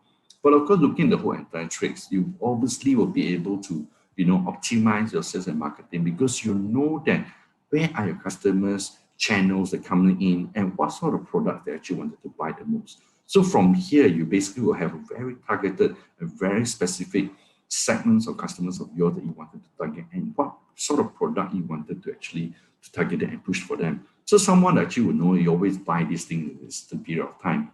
Push it to them before they start deciding. Normally, with humans, actually more captive. They just see whatever the things they like and they'll start buying from them. So do you actually have all these demographics? No? Don't worry. That is where a way for you to measure from them. And of course, looking at that, most customers are happy. Of course, you need to find out what is the organization performance. So at least you need to know whether does your resources actually matches against your whole entire revenue you're making right now to actually support customer. Do you basically be able to balance it off? If no, then that is where the data will be able to assist you to move forward from there as well. So of course, all this information will actually give you a better communication in terms of internal organization as well. It's not purely about whole entire data perspective, but it gives you a demographic in terms not only to customers, but at the same time to your internal resources as well. You will know who actually has burnout into certain resources and which are the segments or departments of yours that actually has reached out to this max and what are the remedy need to be done from there. So that is where the CRM is actually, it's not a tool, only managing customers, but as well as internal resources as well. With the balance of these two, you actually have a very happy customer moving forward with you as a business perspective will grow eventually as well. All right. So of course, in terms of there are certain segments of customers of yours that actually want to know a very specific ones are probably a slightly unique of customers of yours that you potentially need to handle with care, or probably you need to spend a bit more attention from there. So that is where the system is actually being flat across from that. So assuming right now is actually when you go back to your work on every single day perspective as well, and the only thing you open up your whole entire system and you realize that we have numbers. The numbers are right. And in fact, you know who are happy customers and who are not happy customers. And you know in terms of resources perspective, which are the area has been burned out. So you could actually see every single thing from there. All right. So nevertheless, I think this is where I actually wanted to share with you in regards of how CRM could be your digital tools to actually to empower your business into global market perspective during this kind of pandemic. All right. So of course, please feel free to let us know if let's say they have any inquiries or potentially want to find out a little bit more. Please scan at the whole QR code, get more information from there, or probably WhatsApp us as well as to drop in the email in the event there's anything else from that. At the meantime, please stay safe and actually have a happy journey as well. Thank you. I'll see you guys soon.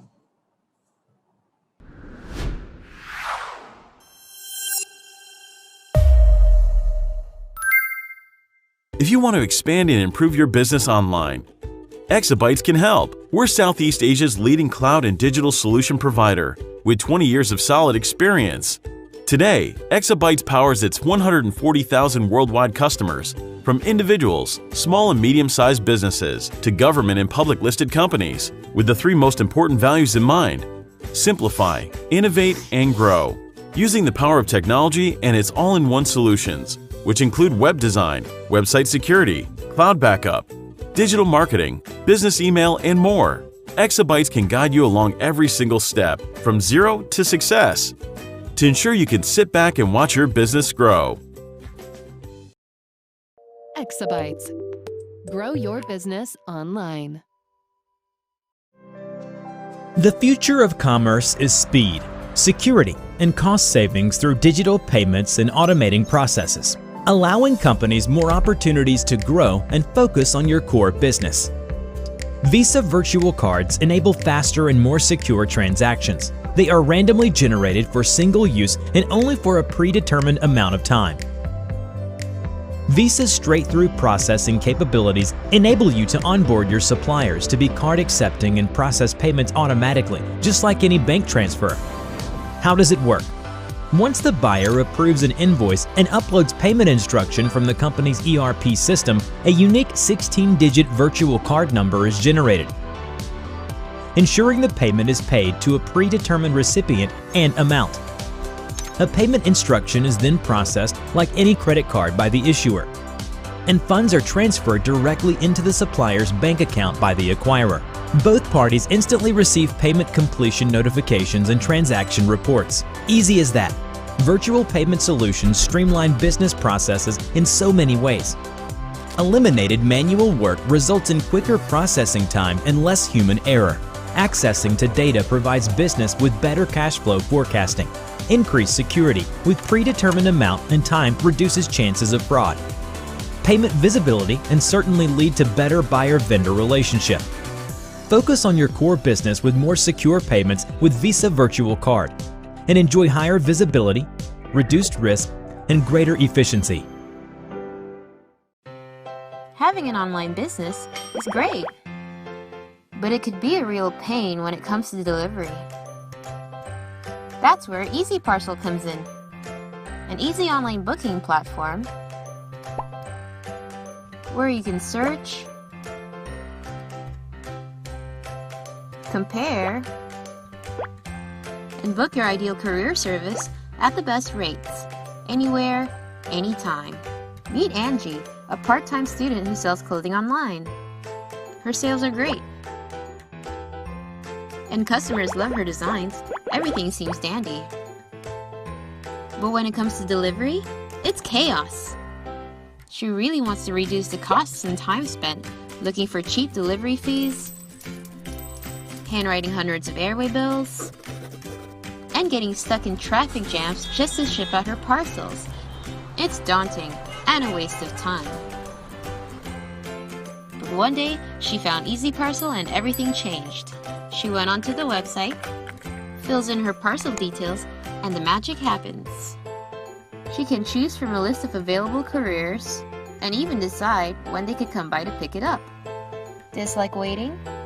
She can drop off her parcel at the points nearby. After completing delivery details, she makes a payment. Ta-da!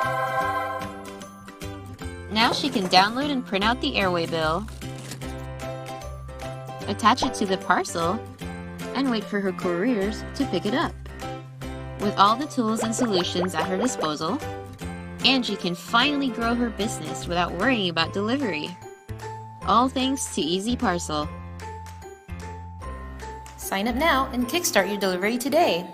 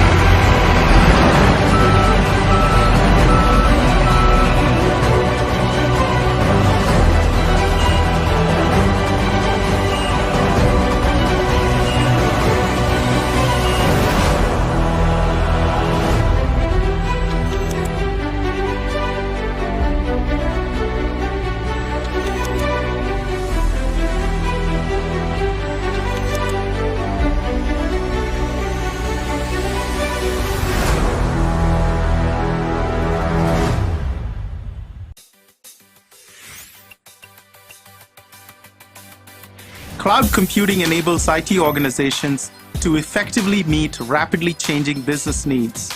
And the hybrid cloud, which combines a mix of on-premises and external cloud provider services, will be the dominant IT architecture for the next decade or more.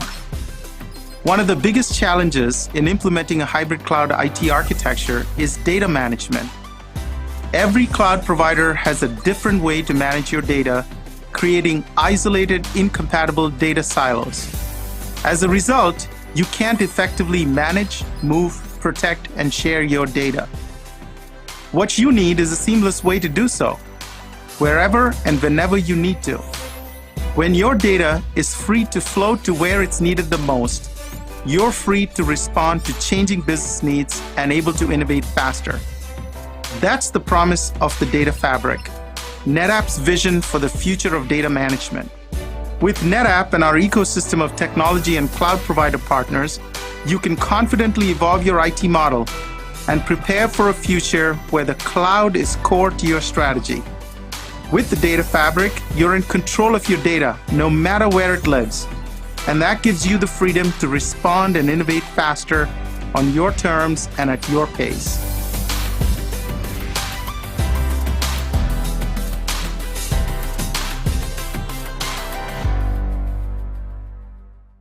We are Malaysian small business. We are your local fashion designers, gelato makers, dan pengeluar beg. Dalam situasi mencabar ini, Visa membantu mengembangkan perniagaan kami. To empower us to sell online, accept digital payments, and connect us to more shoppers like you. Where you shop can have a big impact on small business and your local community. Because where you shop matters. Visa, a network built to empower and uplift. That's why we're committed to supporting Malaysian small businesses to participate in the digital economy. We don't fly the planes. We enable transactions that allow airlines to take flight. We don't build facial recognition software. We organize the distinct, detailed data that protects your personal information. We don't fill the prescriptions. We manage the data that lets you know when they're ready.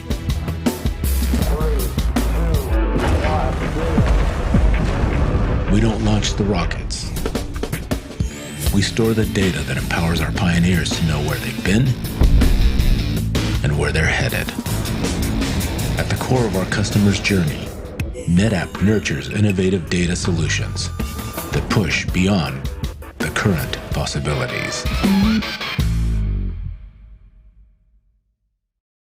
Cash flow has always been a constant challenge for businesses, especially SMEs. Buyers want to pay as late as possible, while suppliers want to collect payments as soon as possible. During these situations, Visa's commercial credit cards can help solve these challenges. However, not all B2B suppliers accept credit cards. To bridge this gap, there's BPSP, or Business Payment Solution Providers, third-party service platforms that allow buyers to pay non-card accepting suppliers. Here's how it works. Imagine yourself as a coffee shop owner who just ordered fresh beans for the store. Once the supplier receives your purchase order, they will pack and deliver your beans. Your supplier then issues an invoice for payment in 60 days. You can pay with your commercial credit card through a BPSP, improving your cash flow with up to 55 days interest-free credit.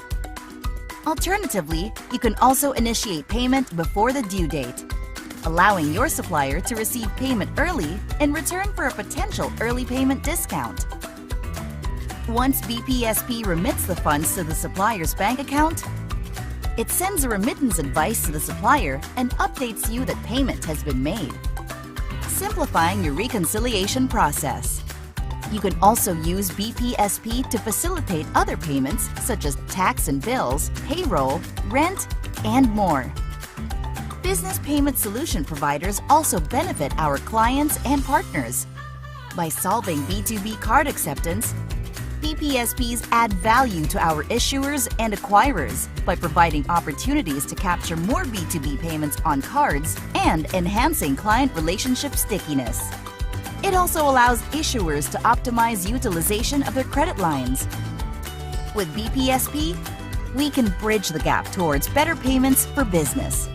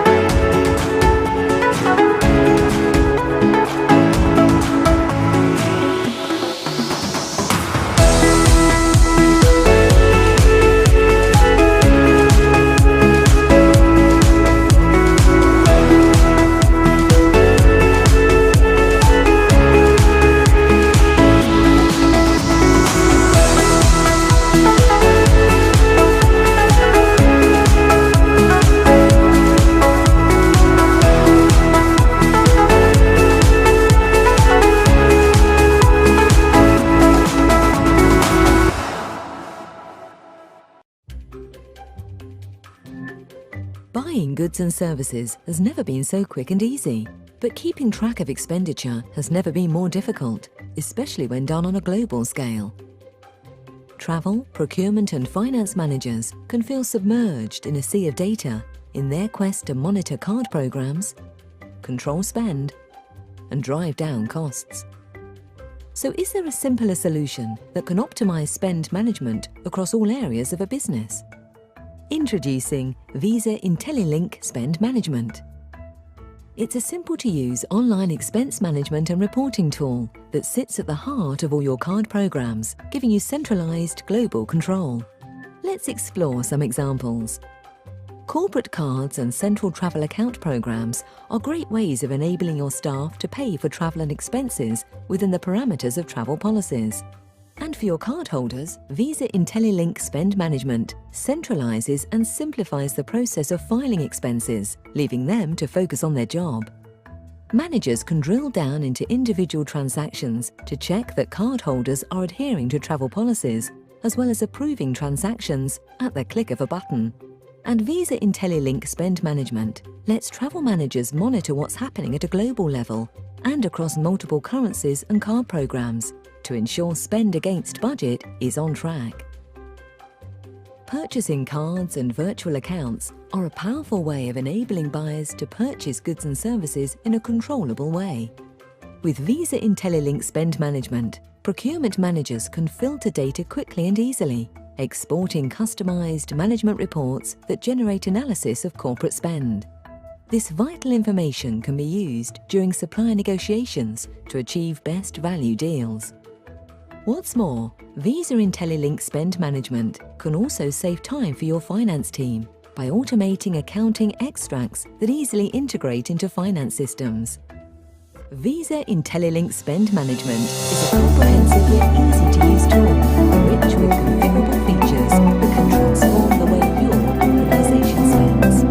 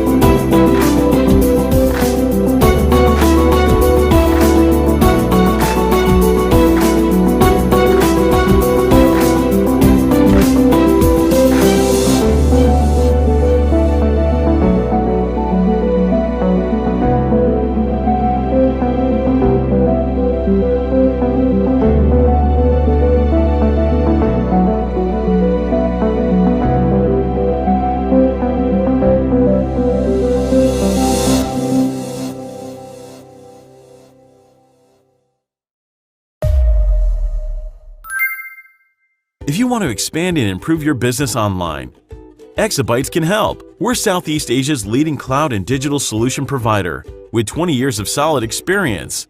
Today, Exabytes powers its 140,000 worldwide customers, from individuals, small and medium-sized businesses, to government and public listed companies, with the three most important values in mind: simplify, innovate, and grow. Using the power of technology and its all-in-one solutions, which include web design, website security, cloud backup, digital marketing, business email, and more, Exabytes can guide you along every single step, from zero to success, to ensure you can sit back and watch your business grow. Exabytes. Grow your business online. The future of commerce is speed, security, and cost savings through digital payments and automating processes, allowing companies more opportunities to grow and focus on your core business. Visa virtual cards enable faster and more secure transactions. They are randomly generated for single use and only for a predetermined amount of time. Visa's straight-through processing capabilities enable you to onboard your suppliers to be card accepting and process payments automatically, just like any bank transfer. How does it work? Once the buyer approves an invoice and uploads payment instruction from the company's ERP system, a unique 16-digit virtual card number is generated, ensuring the payment is paid to a predetermined recipient and amount. A payment instruction is then processed like any credit card by the issuer, and funds are transferred directly into the supplier's bank account by the acquirer. Both parties instantly receive payment completion notifications and transaction reports. Easy as that. Virtual payment solutions streamline business processes in so many ways. Eliminated manual work results in quicker processing time and less human error. Accessing to data provides business with better cash flow forecasting. Increased security with predetermined amount and time reduces chances of fraud. Payment visibility and certainly lead to better buyer-vendor relationship. Focus on your core business with more secure payments with Visa Virtual Card and enjoy higher visibility, reduced risk, and greater efficiency. Having an online business is great, but it could be a real pain when it comes to delivery. That's where Easy Parcel comes in, an easy online booking platform where you can search, compare, and book your ideal courier service at the best rates, anywhere, anytime. Meet Angie, a part-time student who sells clothing online. Her sales are great, and customers love her designs. Everything seems dandy. But when it comes to delivery, it's chaos. She really wants to reduce the costs and time spent looking for cheap delivery fees, handwriting hundreds of airway bills, and getting stuck in traffic jams just to ship out her parcels. It's daunting and a waste of time. But one day, she found Easy Parcel and everything changed. She went onto the website, fills in her parcel details, and the magic happens. She can choose from a list of available couriers and even decide when they could come by to pick it up. Dislike waiting? She can drop off her parcel at the points nearby. After completing delivery details, she makes a payment. Ta-da! Now she can download and print out the airway bill, attach it to the parcel, and wait for her couriers to pick it up. With all the tools and solutions at her disposal, Angie can finally grow her business without worrying about delivery. All thanks to Easy Parcel. Sign up now and kickstart your delivery today.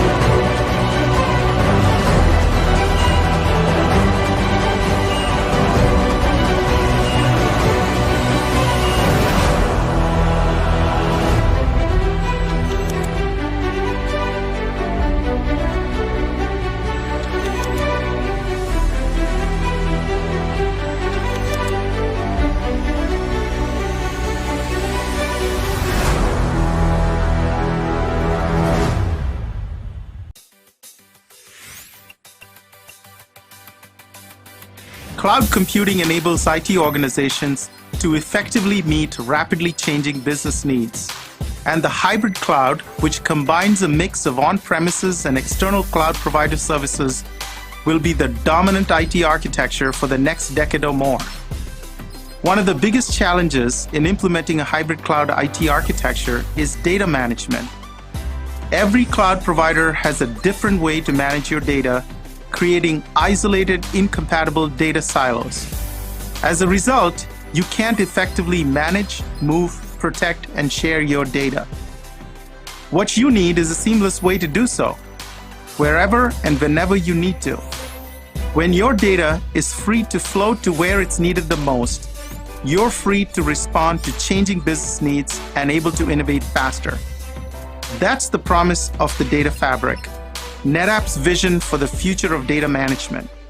With NetApp and our ecosystem of technology and cloud provider partners, you can confidently evolve your IT model and prepare for a future where the cloud is core to your strategy.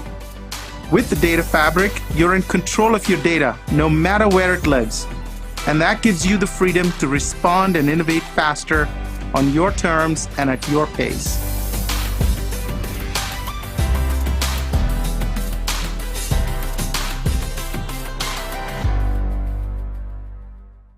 We are Malaysian small business. We are your local fashion designers, gelato makers, dan pengeluar beg. Dalam situasi mencabar ini, Visa membantu mengembangkan perniagaan kami. To empower us to sell online, accept digital payments, and connect us to more shoppers like you. Where you shop can have a big impact on small business and your local community. Because where you shop matters. Visa, a network built to empower and uplift. That's why we're committed to supporting Malaysian small businesses to participate in the digital economy.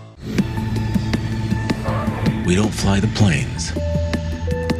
We enable transactions that allow airlines to take flight. We don't build facial recognition software. We organize the distinct, detailed data that protects your personal information. We don't fill the prescriptions. We manage the data that lets you know when they're ready.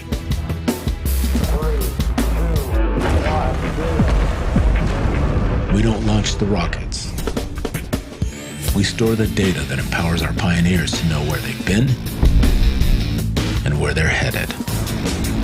At the core of our customer's journey, NetApp nurtures innovative data solutions that push beyond the current possibilities. Cash flow has always been a constant challenge for businesses, especially SMEs. Buyers want to pay as late as possible, while suppliers want to collect payments as soon as possible. During these situations, Visa's commercial credit cards can help solve these challenges. However, not all B2B suppliers accept credit cards. To bridge this gap, there's BPSP, or Business Payment Solution Providers, third-party service platforms that allow buyers to pay non-card accepting suppliers. Here's how it works. Imagine yourself as a coffee shop owner who just ordered fresh beans for the store. Once the supplier receives your purchase order, they will pack and deliver your beans. Your supplier then issues an invoice for payment in 60 days. You can pay with your commercial credit card through a BPSP, improving your cash flow with up to 55 days interest-free credit. Alternatively, you can also initiate payment before the due date, allowing your supplier to receive payment early in return for a potential early payment discount. Once BPSP remits the funds to the supplier's bank account, it sends a remittance advice to the supplier and updates you that payment has been made, simplifying your reconciliation process. You can also use BPSP to facilitate other payments such as tax and bills, payroll, rent, and more. Business payment solution providers also benefit our clients and partners. By solving B2B card acceptance, BPSPs add value to our issuers and acquirers by providing opportunities to capture more B2B payments on cards and enhancing client relationship stickiness. It also allows issuers to optimize utilization of their credit lines. With BPSP, we can bridge the gap towards better payments for business.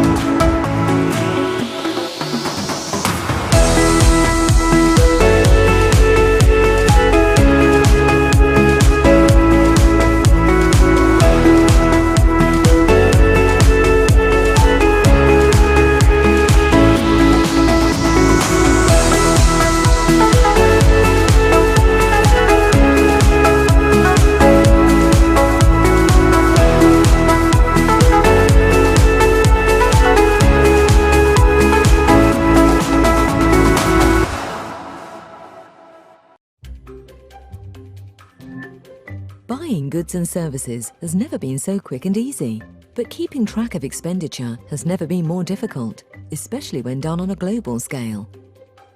Travel, procurement and finance managers can feel submerged in a sea of data in their quest to monitor card programs, control spend, and drive down costs. So is there a simpler solution that can optimize spend management across all areas of a business? Introducing Visa IntelliLink Spend Management. It's a simple-to-use online expense management and reporting tool that sits at the heart of all your card programs, giving you centralized global control. Let's explore some examples. Corporate cards and central travel account programs are great ways of enabling your staff to pay for travel and expenses within the parameters of travel policies. And for your cardholders, Visa IntelliLink Spend Management centralizes and simplifies the process of filing expenses, leaving them to focus on their job. Managers can drill down into individual transactions to check that cardholders are adhering to travel policies, as well as approving transactions at the click of a button. And Visa IntelliLink Spend Management lets travel managers monitor what's happening at a global level and across multiple currencies and card programs, to ensure spend against budget is on track. Purchasing cards and virtual accounts are a powerful way of enabling buyers to purchase goods and services in a controllable way. With Visa IntelliLink Spend Management, procurement managers can filter data quickly and easily, exporting customized management reports that generate analysis of corporate spend. This vital information can be used during supplier negotiations to achieve best value deals. What's more, Visa IntelliLink Spend Management can also save time for your finance team by automating accounting extracts that easily integrate into finance systems. Visa IntelliLink Spend Management is a comprehensive yet easy-to-use tool, rich with configurable features that can transform the way your organization spends.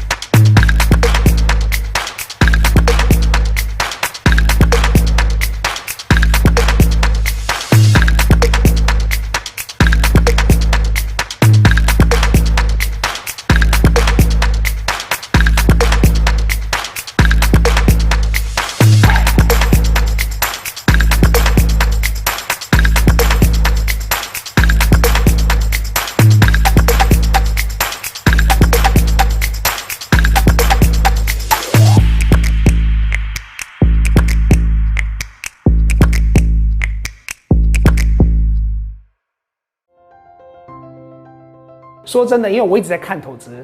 过去6年，我觉得91APP 跟团队真的是在全世界是领先在这件事情上，从 conceptually wise 跟执行上。其实现在你看，包括 China 跟美国，很多人在讲 O2O 的重要 ，OMO 的重要。可是如果你真的去看那个产品，其实还是就是有点很分散的。这边有一个 feature， 这边有一个 feature， 甚至是有的公司做这个，有的公司做这个。那对于客户来说，其实你真的要做到像台湾现在我们在 serve 的这些客户现在达到的，不管在会员上面的互动，不管在买卖东西的这个所谓的虚实整合这整个的seamless 的 experience 上面，其实91APP 在全世界我真的觉得是做得最好的。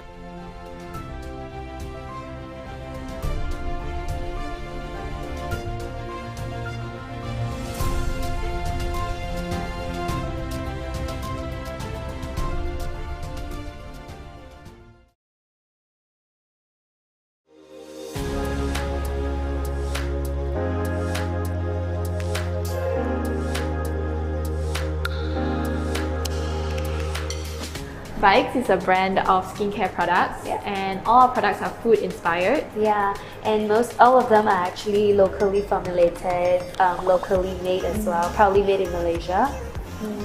So basically we started our brands first with our gelato clay masks. They are a line of clay masks with gelato inspired names and flavors. So for example, bestsellers are peppermint crush and also watermelon sorbet. Yeah. And since then we've also launched more products such as cleansers, toners, moisturizers, and also a sleeping mask. Yeah. We have also launched like a meal box with all our skincare routine products in there as well. It's like a picnic box that ties back to our food inspired concept as well.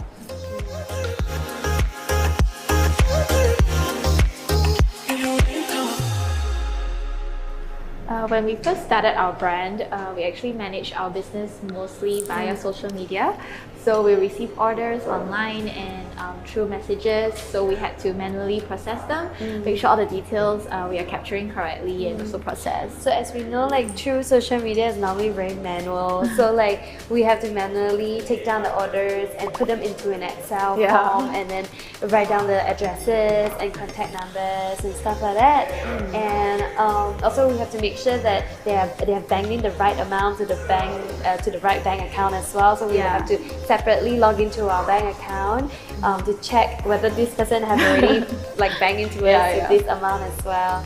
Yeah, so pretty manual at first. I guess a lot of work, and also especially without an online store, the products that people buy they might not be that obvious. So you need to make sure that you're fulfilling the right order, like this plus this or what sets they're buying. So all of that was more work to start off with. So when the volume kicks in, it was a little bit struggling for us as well. Like we need to track one by one and also make sure that they're all posted out correctly as well. Yeah. So that's why we needed Easy Stop to come in to save the day.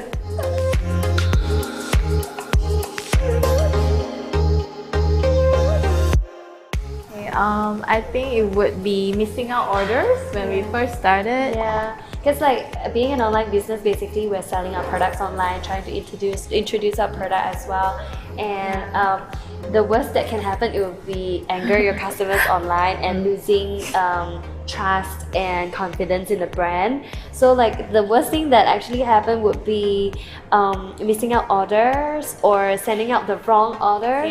Yeah, because we were mentioning just now that when the volume kicks in and we struggled like being able to track down each order, and we have actually missed out our orders before, or people ordered like maybe let's say peppermint crush clay mask and we send out the whole entire mailbox to them and we have to send it again just to fulfill the right order. So it was very costly for us. Also, like it sort of damaged the confidence that the customers had.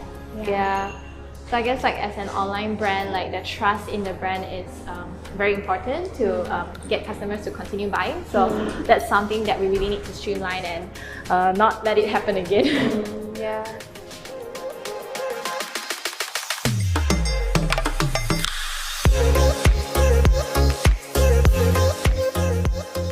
We actually had the name Buy Eggs for a really long time. We actually launched our brand end of 2017.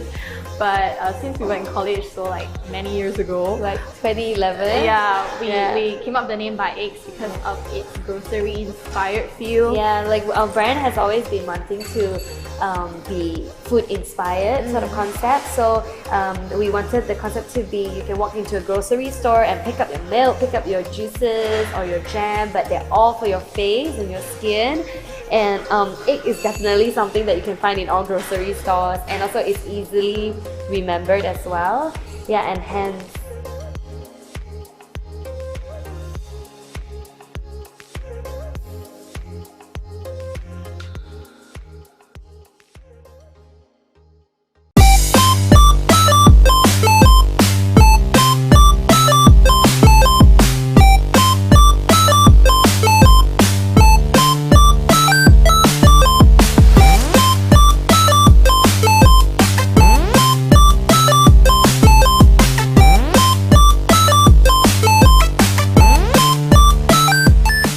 Visit us today at easywork.asia. The journey to real cloud value is paved with a few speed bumps, like data that just can't move freely where it needs to go. As cloud data specialists, we can get the right data to the right place at the right time. On-prem, in the cloud, anywhere in between. In fact, we do it so well that we're the #1 shared data storage platform. And all the major cloud providers use NetApp technology. As your clients move to cloud, we can help them run workloads up to 20 times faster, shrink data footprints by up to 96%, get more cloud at less cost, up to 90% less, power AI, advanced analytics, and more. Innovate and win. And as your ride or die cloud partner, we help you complete migrations in days, not months. Get more value from clients' data. Future-proof data ecosystems. Go faster with less risk.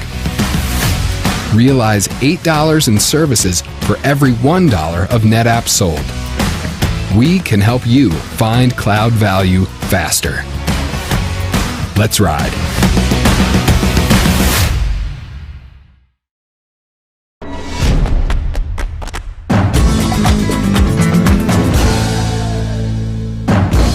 So basically, Ducati is a different brand from any other motorcycle manufacturer. We are the red bikes from Bologna, the Italian sports bike. We are considered to be the Ferrari of motorcycle. So this makes Ducati a special brand. We like to say that we don't have customers. We have supporters, we have fans who eventually also buy our bikes and enjoy riding them. And for our riders, I think they feel an extra responsibility because obviously they do a very exciting and somehow also dangerous sports. Actually, the most expensive part, as you can imagine, is R&D. So the research and development to develop a new competitive machine within a prototype regulation, which is MotoGP. But the second one you can imagine is rider salary, because when you want to hire champions, riders capable of winning races and challenging for the championship, you need to pay them the market price, which is quite high. And then we have 19 races. We have 3 official tests overseas, so the team logistics are quite a big part of our budget in terms of expenses. And finally, maybe it's a bit strange, but the bike and the parts to run from a season, they are obviously very important, but it is the only 4th part of our expenses for a season. During the weekend, for each team, we collect more than 40 gigabytes of data directly from the motorbike. We store this data inside a file server on a track because we can share this data with our engineers to start to check or do control if there are some anomalies. At the same time, we synchronize this data directly with the headquarters in Borgo Panigale. Another use of the data is to develop the motorbikes for the next race of the next season. We use a lot of simulation through the HPC cluster. In the future, I can expect this kind of know-how can grow up in some new project like the connected bike, because we want to have motorbikes can speak to us how the riders or the customer drive his motorbikes. As for me and for my IT department, my dream is to create a control tower, for use a Formula One terminology, a remote garage, as a physical room inside Borgo Panigale, where we connect directly in real time with the box and the track during the race, with the possibility to connect in real time the engineer with the analyst and share all information and data products by the motorbike. We are starting to use all-flash technology from NetApp for system calculation infrastructure, because we use a lot of simulation and software that use the disk drive to do the simulation.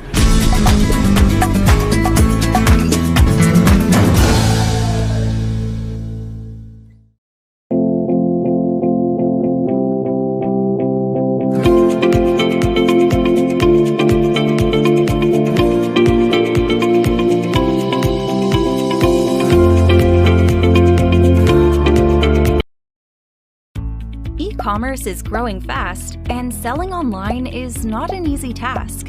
From choosing the right platforms to managing operations, marketing campaigns, sales, orders, and not to mention customer services. It is simply not a one-man job, and hiring a team is just too expensive. Well, Red Dino is here to help. At Red Dino, we provide setup services where we consult and help you choose the right platforms to sell on. With product uploads, keyword search, store design, and back-end training, we make sure you begin your e-commerce journey the right way. Along with an affordable monthly retainer fee, we also provide a management service where we handle all of your operational and technical support. Plan and manage your campaigns and promotions. Design and visualize your store's unique selling point. Plus, we will help you to understand your customer better with monthly business insights. Together, we will strive to improve your e-commerce business. But that's not all. When you're ready for the next level, our social media team is here to help. By using platforms like Facebook and Instagram, we will help you to reach your potential customers and drive them to your online stores. Stay ahead of your competitors with us. From the setup to operations, campaigns, and marketing, Red Dino has all you need to bring success to your online stores. So talk to us and start growing your online business today with Red Dino.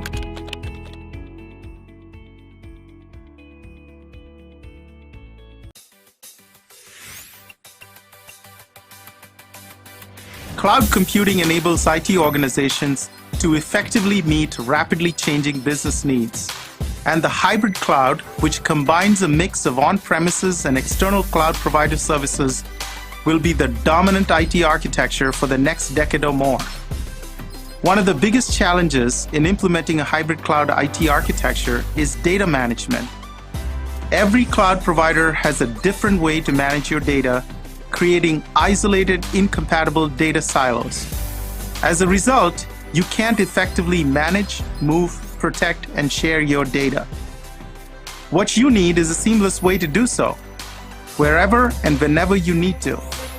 When your data is free to flow to where it's needed the most, you're free to respond to changing business needs and able to innovate faster. That's the promise of the Data Fabric, NetApp's vision for the future of data management. With NetApp and our ecosystem of technology and cloud provider partners, you can confidently evolve your IT model and prepare for a future where the cloud is core to your strategy. With the Data Fabric, you're in control of your data, no matter where it lives. And that gives you the freedom to respond and innovate faster on your terms and at your pace.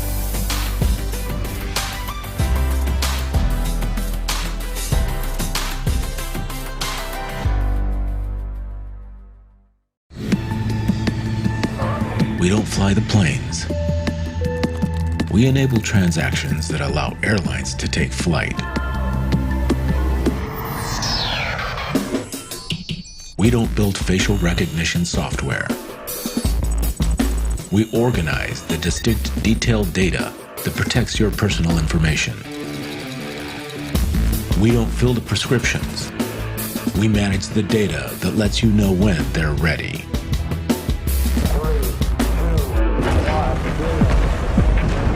We don't launch the rockets.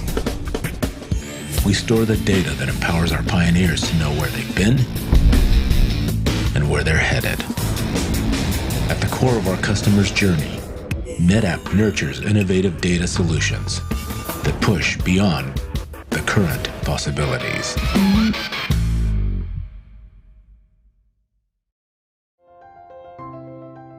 说真的，因为我一直在看投资，过去6年，我觉得91APP 跟团队真的是在全世界是领先在这件事情上，从 conceptually wise 跟执行上，其实现在你看，包括 China 跟美国，很多人在讲 O2O 的重要 ，OMO 的重要，可是如果你真的去看那个产品，其实还是就是有点很分散的，这边有一个 feature， 这边有一个 feature， 甚至是有的公司做这个，有的公司做这个。那对于客户来说，其实你真的要做到像台湾现在我们在 serve 的这些客户现在达到的，不管在会员上面的互动，不管在买卖东西的这个所谓的虚实整合这整个的seamless 的 experience 上面，其实91APP 在全世界我真的觉得是做的最好的。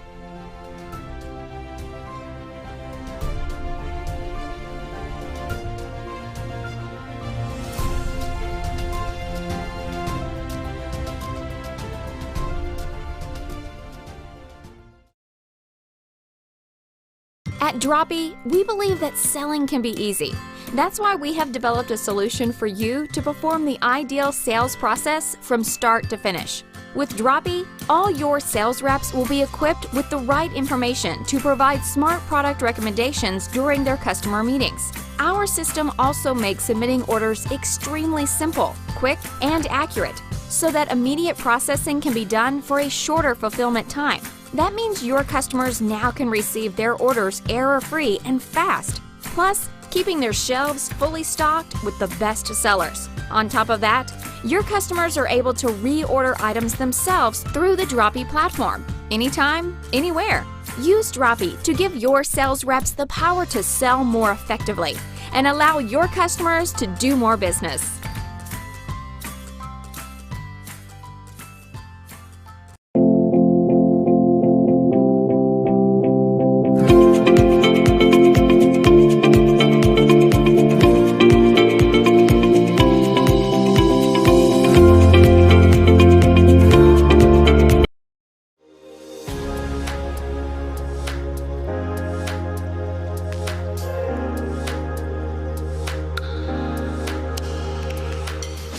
Bikes is a brand of skincare products, and all our products are food inspired. Yeah, and all of them are actually locally formulated, locally made as well, proudly made in Malaysia. So basically we started our brands first with our gelato clay masks. They are a line of clay masks with gelato inspired names and flavors. So for example, bestsellers are peppermint crush and also watermelon sorbet. Yeah. And since then we've also launched more products such as cleansers, toners, moisturizers, and also a sleeping mask. Yeah. We have also launched like a meal box with all our skincare routine products in there as well. It's like a picnic box that ties back to our food inspired concept as well.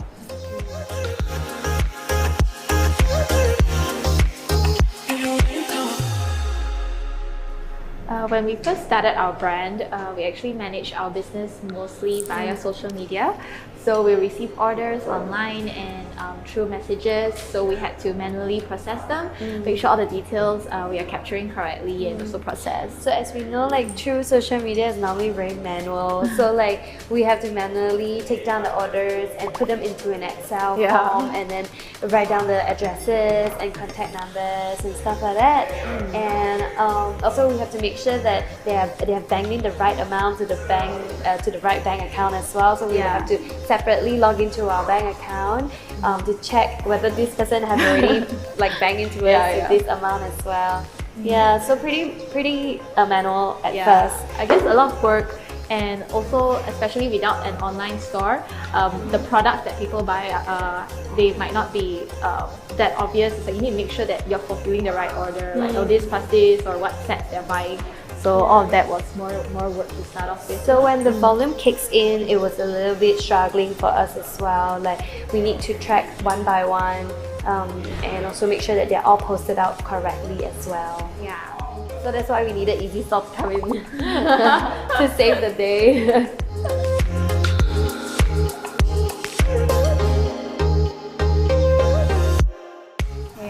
I think it would be missing out orders when we first started. Yeah, because like being an online business, basically we're selling our products online, trying to introduce our product as well.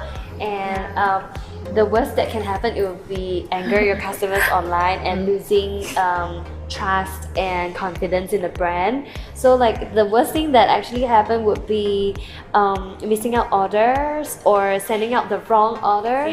Yeah, because we were mentioning just now that when the volume kicks in and we struggled like being able to track down each order, and we have actually missed out our orders before, or people ordered like maybe let's say peppermint crush clay mask and we send out the whole entire mailbox to them and we have to send it again just to fulfill the right order. So it was very costly for us. Also, like it sort of damaged the confidence that the customers have. So I guess like as an online brand, like the trust in the brand is very important to get customers to continue buying. So that's something that we really need to streamline and not let it happen again.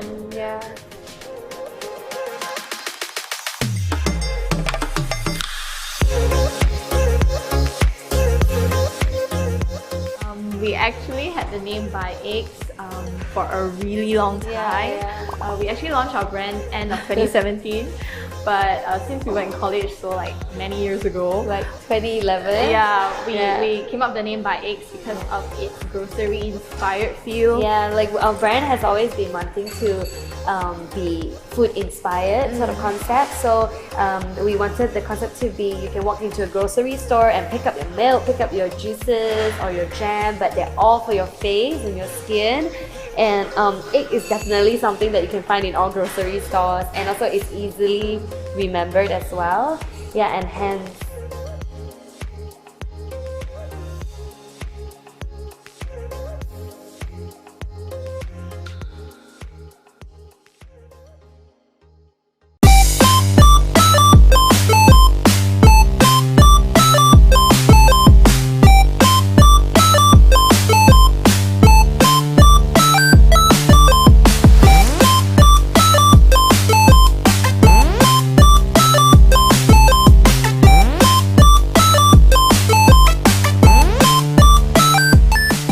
Visit us today at easywork.asia. If you want to expand and improve your business online, Exabytes can help. We're Southeast Asia's leading cloud and digital solution provider with 20 years of solid experience. Today, Exabytes powers its 140,000 worldwide customers, from individuals, small and medium-sized businesses, to government and public listed companies, with the three most important values in mind: simplify, innovate, and grow, using the power of technology and its all-in-one solutions, which include web design, website security, cloud backup, digital marketing, business email, and more. Exabytes can guide you along every single step, from zero to success, to ensure you can sit back and watch your business grow. Exabytes. Grow your business online. Having an online business is great, but it could be a real pain when it comes to delivery. That's where Easy Parcel comes in, an easy online booking platform where you can search, compare, and book your ideal courier service at the best rates, anywhere, anytime. Meet Angie, a part-time student who sells clothing online. Her sales are great, and customers love her designs. Everything seems dandy. But when it comes to delivery, it's chaos. She really wants to reduce the costs and time spent looking for cheap delivery fees, handwriting hundreds of airway bills, and getting stuck in traffic jams just to ship out her parcels. It's daunting and a waste of time. But one day, she found Easy Parcel and everything changed. She went onto the website, fills in her parcel details, and the magic happens. She can choose from a list of available couriers and even decide when they could come by to pick it up. Dislike waiting? She can drop off her parcel at the points nearby. After completing delivery details, she makes a payment. Ta-da! Now she can download and print out the airway bill, attach it to the parcel, and wait for her couriers to pick it up.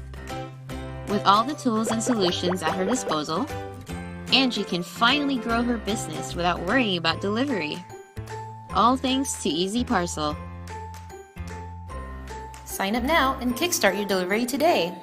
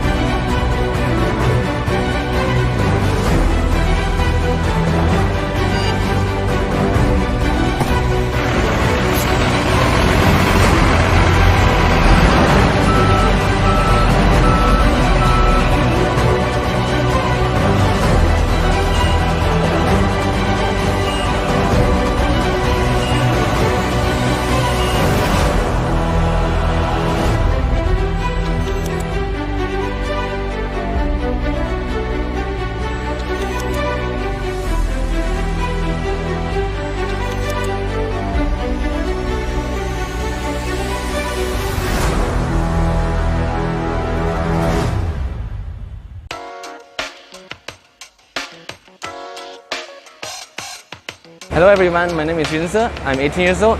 I've been homeschooled since 7 years old. My name is Kimberly and I am 18 years old. I've been homeschooling since primary 4. Hello, my name is Anwar. My background is I was a web developer before joining 42. And I joined 42 with the hopes of increasing my knowledge and changing my mindset. Hi, my name is Nabiha. I have a degree in finance and before coming to 42, I own an online business selling custom codes. I've heard the 42 school in Paris but never in Malaysia. When someone found it online and shared it to me, I was very interested, so I decided to join. I was looking for online courses and I came across the Facebook advertisement for this 42 scene. I was really excited to join. Before joining the PC scene, I thought, oh, this is just another coding bootcamp. But after hearing Jeff give a talk on how the PC could change people and could change their mindset, I was dead set on joining it. So before joining this, I didn't really expect it to be as hard as it is right now. I thought it was going to be like a cinch for me. But after seeing all the questions, after seeing the challenges, no lectures and all, it was a lot more challenging than I expected. Why? It was actually because I had an interest in programming, but my brother was the one who found 42KL and he suggested I join with him to test my knowledge in programming and maybe challenge myself, because I've been trying online courses but I've never found it to be enough to actually train me to be a programmer. The first few days was a struggle. It was really hard, and to be honest, on the first day I did feel like giving up. But I thought I've already passed the first test, so why not just carry on with PCing and give it a go for the whole month. And if I get into 42KL, that'd be great. But if I don't, it's fine. At least I learned something new, yeah. It's been really great. I really like the part where you can learn from others who know more than you, but also teach others who may know less than you, and helping each other is part of the experience. I really like the peer-to-peer environment, especially there are a lot of people that are good in coding and they are very willing to teach us. You will also learn a lot just by teaching others what you know. The peer-to-peer environment, like I myself, I would say I was an introvert before joining this. But after joining this environment, like I made more connections than usual, I spoke more, and I was able to open up more. The peer-to-peer environment has been really helpful because first they won't ever actually like intimidate you or make you feel like as if you're behind or anything. They'll just like motivate you, and they'll keep on saying it's okay, do not compare yourself to us because we have some background in programming. And wherever you are right now, it's a good start because you're actually moving forward with no background. I've learned how to teach other people as well, like the people who ask me to help. And I think it's best you understand better when you teach other people, because then you will have to think from their perspective, like how do I explain this so that the person understands. And on top of that, you have to be really resilient and you have to persevere, because otherwise you're not going to get anywhere. And you cannot be too shy to actually approach people and ask questions, and they won't eat you up, so just go with it. All the knowledge that you would like to know about is out there. The key is your willingness to find out about them. Try out everything, even if it fails, you learn from it and you try again. I say just give it a try, because like I'm still young right now, but 42, if you don't experience it, you won't know how much it will affect you, how much it can change your life. I'd say just give it a go. No matter how scared you are, just give it a go. Because at the end of the day, it's you and it's your experience that matters. And the people here, when you're a girl, you're treated even better. So yeah.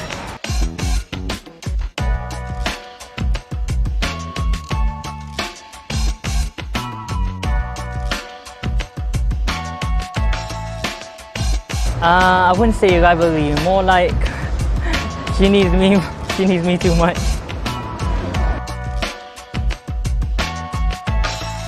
I do rely on him sometimes, but there's a difference.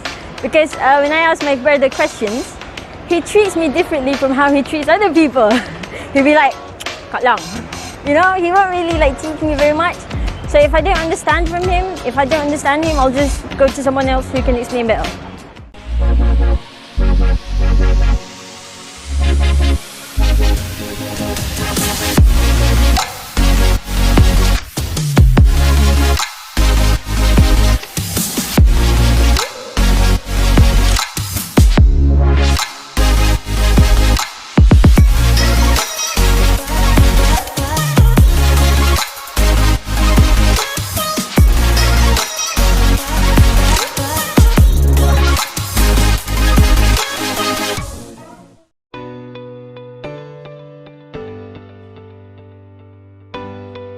It is becoming increasingly difficult to engage users in an experience. With increasing distractions and shortening attention spans, it takes considerable effort to keep users continuously engaged, let alone drive their behaviors in a way that positively impacts your bottom line. In order to increase user engagement and brand loyalty, companies have resorted to providing extrinsic rewards to users in exchange for carrying out a particular behavior, such as signing up for a newsletter, adding items to the shopping cart, or returning to the same service provider over and over again. Though effective, such rewards quickly become expensive to upkeep, and users continue to become harder to engage over time as they turn their attention to more interesting options in the market.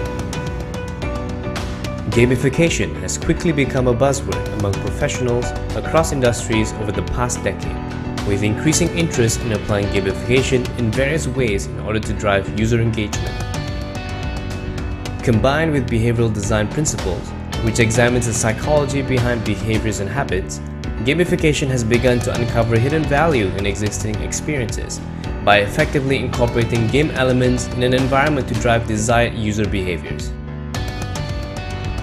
Today, gamification can be seen in different environments, such as social media platforms, e-commerce websites, mobile applications, and classrooms.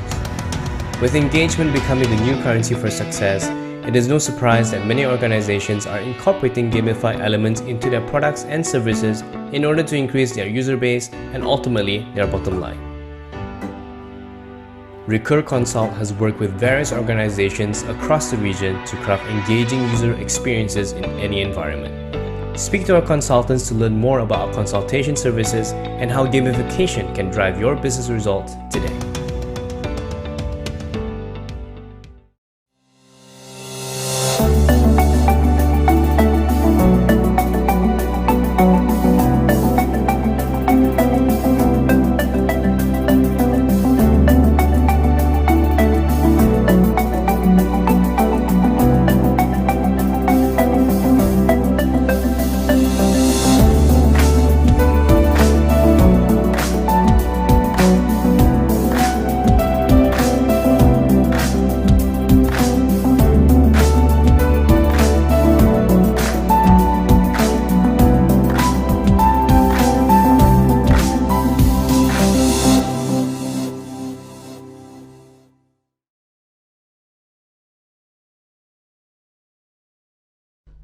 What does lockdown work from home mean to you?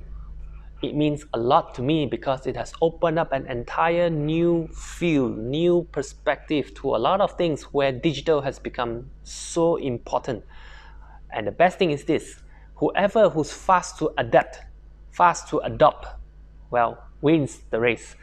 Let's fully capitalize on the current situation and make the best out of it, because big players now can go small in a very short time. Small players can also go big in a very short time. It's down to us how we capitalize on the opportunities. Let's have fun, let's stay positive and get things going.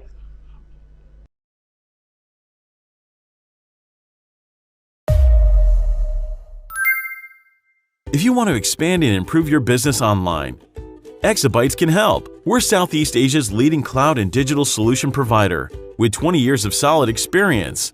Today, Exabytes powers its 140,000 worldwide customers, from individuals, small and medium-sized businesses, to government and public listed companies, with the three most important values in mind: simplify, innovate, and grow. Using the power of technology and its all-in-one solutions, which include web design, website security, cloud backup, digital marketing, business email, and more, Exabytes can guide you along every single step, from zero to success, to ensure you can sit back and watch your business grow. Exabytes. Grow your business online.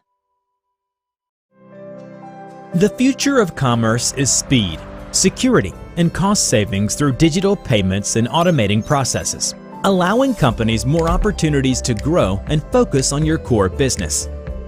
Visa virtual cards enable faster and more secure transactions. They are randomly generated for single use and only for a predetermined amount of time. Visa's straight-through processing capabilities enable you to onboard your suppliers to be card accepting and process payments automatically, just like any bank transfer. How does it work? Once the buyer approves an invoice and uploads payment instruction from the company's ERP system, a unique 16-digit virtual card number is generated, ensuring the payment is paid to a predetermined recipient and amount. A payment instruction is then processed like any credit card by the issuer, and funds are transferred directly into the supplier's bank account by the acquirer. Both parties instantly receive payment completion notifications and transaction reports. Easy as that. Virtual payment solutions streamline business processes in so many ways. Eliminated manual work results in quicker processing time and less human error. Accessing to data provides business with better cash flow forecasting. Increased security with predetermined amount and time reduces chances of fraud. Payment visibility and certainly lead to better buyer-vendor relationship. Focus on your core business with more secure payments with Visa Virtual Card and enjoy higher visibility, reduced risk, and greater efficiency. Having an online business is great, but it could be a real pain when it comes to delivery. That's where Easy Parcel comes in, an easy online booking platform where you can search, compare, and book your ideal career service at the best rates, anywhere, anytime. Meet Angie, a part-time student who sells clothing online. Her sales are great, and customers love her designs. Everything seems dandy. But when it comes to delivery, it's chaos. She really wants to reduce the costs and time spent looking for cheap delivery fees, handwriting hundreds of airway bills, and getting stuck in traffic jams just to ship out her parcels. It's daunting and a waste of time. But one day, she found Easy Parcel and everything changed. She went onto the website, fills in her parcel details, and the magic happens. She can choose from a list of available couriers and even decide when they could come by to pick it up. Dislike waiting? She can drop off her parcel at the points nearby. After completing delivery details, she makes a payment. Ta-da! Now she can download and print out the airway bill, attach it to the parcel, and wait for her couriers to pick it up. With all the tools and solutions at her disposal, Angie can finally grow her business without worrying about delivery. All thanks to Easy Parcel. Sign up now and kickstart your delivery today.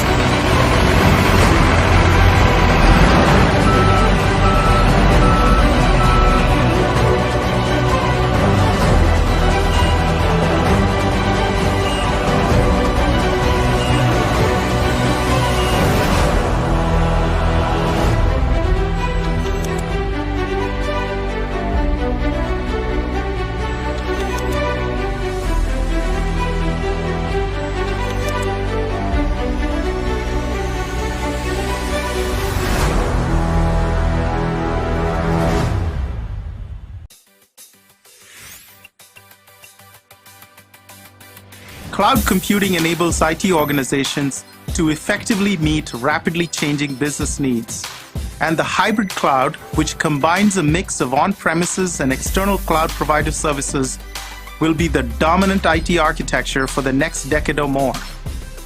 One of the biggest challenges in implementing a hybrid cloud IT architecture is data management. Every cloud provider has a different way to manage your data, creating isolated, incompatible data silos. As a result, you can't effectively manage, move, protect, and share your data. What you need is a seamless way to do so, wherever and whenever you need to. When your data is free to flow to where it's needed the most, you're free to respond to changing business needs and able to innovate faster. That's the promise of the data fabric, NetApp's vision for the future of data management. With NetApp and our ecosystem of technology and cloud provider partners, you can confidently evolve your IT model and prepare for a future where the cloud is core to your strategy. With the data fabric, you're in control of your data, no matter where it lives. And that gives you the freedom to respond and innovate faster on your terms and at your pace.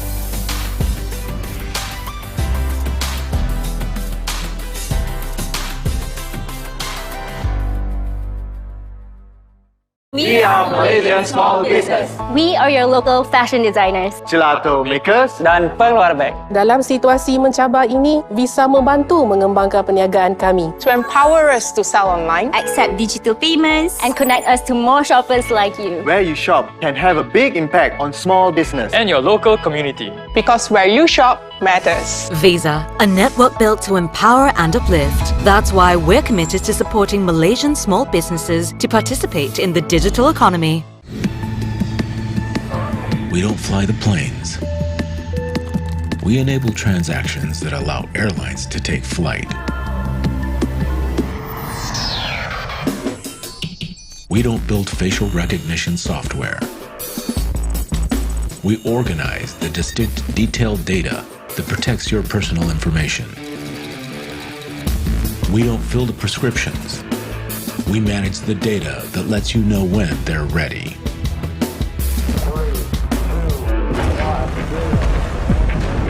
We don't launch the rockets. We store the data that empowers our pioneers to know where they've been and where they're headed. At the core of our customer's journey, NetApp nurtures innovative data solutions that push beyond the current possibilities.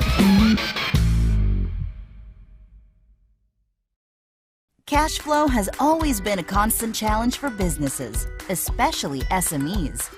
Buyers want to pay as late as possible, while suppliers want to collect payments as soon as possible. During these situations, Visa's commercial credit cards can help solve these challenges. However, not all B2B suppliers accept credit cards. To bridge this gap, there's BPSP, or Business Payment Solution Providers, third-party service platforms that allow buyers to pay non-card accepting suppliers. Here's how it works. Imagine yourself as a coffee shop owner who just ordered fresh beans for the store.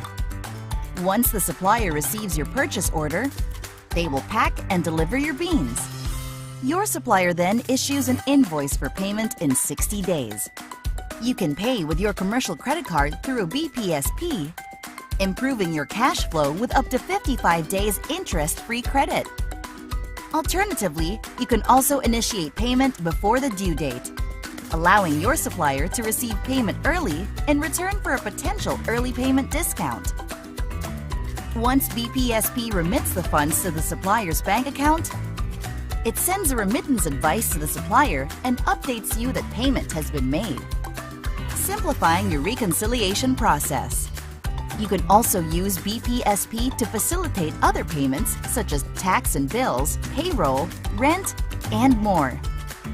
Business payment solution providers also benefit our clients and partners.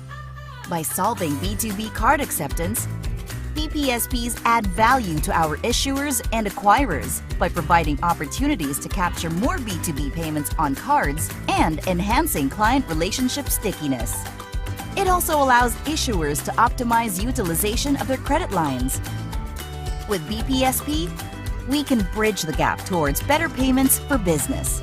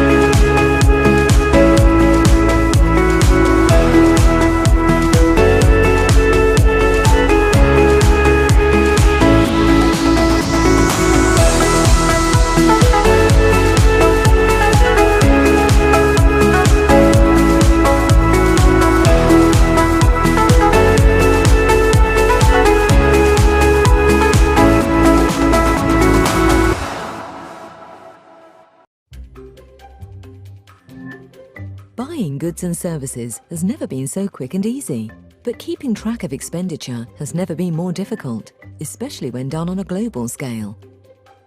Travel, procurement and finance managers can feel submerged in a sea of data in their quest to monitor card programs, control spend, and drive down costs.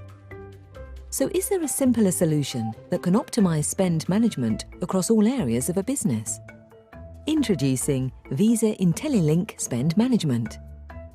It's a simple-to-use online expense management and reporting tool that sits at the heart of all your card programs, giving you centralized global control. Let's explore some examples. Corporate cards and central travel account programs are great ways of enabling your staff to pay for travel and expenses within the parameters of travel policies. And for your cardholders, Visa IntelliLink Spend Management centralizes and simplifies the process of filing expenses, leaving them to focus on their job. Managers can drill down into individual transactions to check that cardholders are adhering to travel policies, as well as approving transactions at the click of a button. And Visa IntelliLink Spend Management lets travel managers monitor what's happening at a global level and across multiple currencies and card programs to ensure spend against budget is on track. Purchasing cards and virtual accounts are a powerful way of enabling buyers to purchase goods and services in a controllable way. With Visa IntelliLink Spend Management, procurement managers can filter data quickly and easily, exporting customized management reports that generate analysis of corporate spend. This vital information can be used during supplier negotiations to achieve best value deals. What's more, Visa IntelliLink Spend Management can also save time for your finance team by automating accounting extracts that easily integrate into finance systems. Visa IntelliLink Spend Management is a comprehensive yet easy-to-use tool, rich with configurable features that can transform the way your organization spends.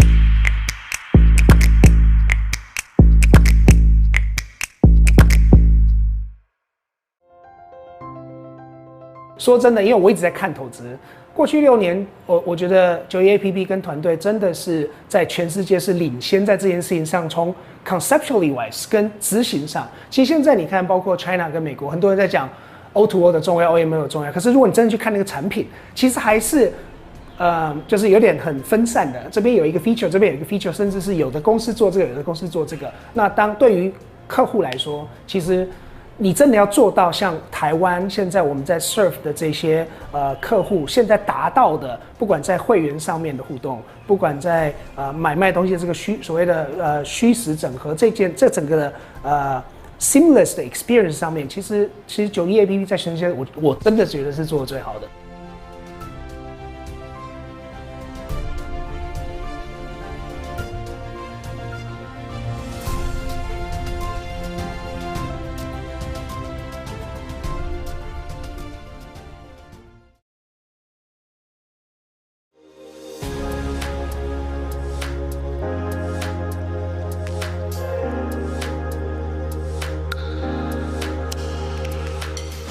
Bikes is a brand of skincare products, and all our products are food inspired. Yeah, and all of them are actually locally formulated, locally made as well, probably made in Malaysia.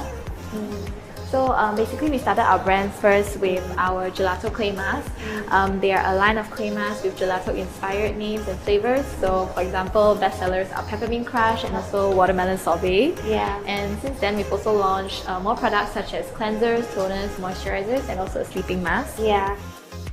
We have also launched like a meal box with all our skincare routine products in there as well. It's like a picnic box that ties back to our food inspired concept as well.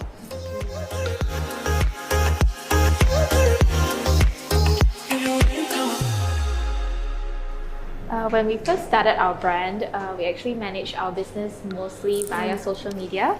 So we received orders online and through messages, so we had to manually process them, make sure all the details we are capturing correctly and also process. So as we know, like through social media is normally very manual. So like we have to manually take down the orders and put them into an Excel form and then write down the addresses and contact numbers and stuff like that. And also we have to make sure that they have banked in the right amount to the bank to the right bank account as well. So we have to separately log into our bank account to check whether this person has already like banked into us this amount as well. Yeah, so pretty manual at first. I guess a lot of work, and also especially without an online store, the products that people buy they might not be that obvious. It's like you need to make sure that you're fulfilling the right order, like oh this plus this or what sets they're buying.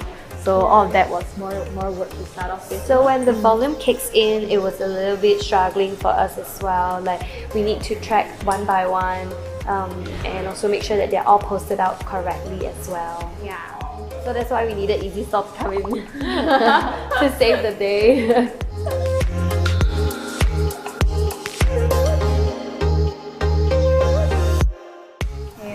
I think it would be missing out orders when we first started. Yeah, because like being an online business, basically we're selling our products online, trying to introduce our product as well.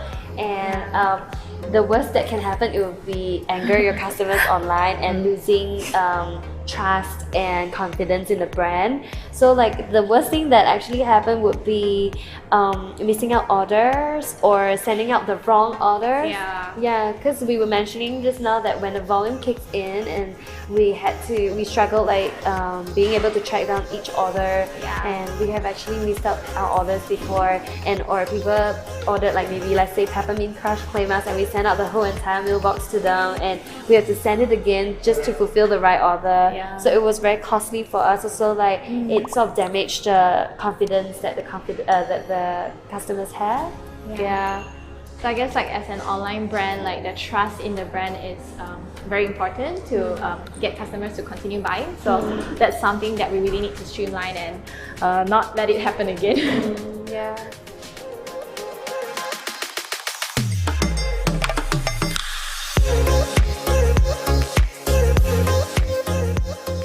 We actually had the name By Eggs for a really long time. We actually launched our brand end of 2017, but since we were in college, so like many years ago, like 2011. We came up with the name By Eggs because of its grocery inspired feel. Yeah, like our brand has always been wanting to be food inspired sort of concept. So we wanted the concept to be you can walk into a grocery store and pick up your milk, pick up your juices or your jam, but they're all for your face and your skin. And egg is definitely something that you can find in all grocery stores, and also it's easily remembered as well. Yeah, and hence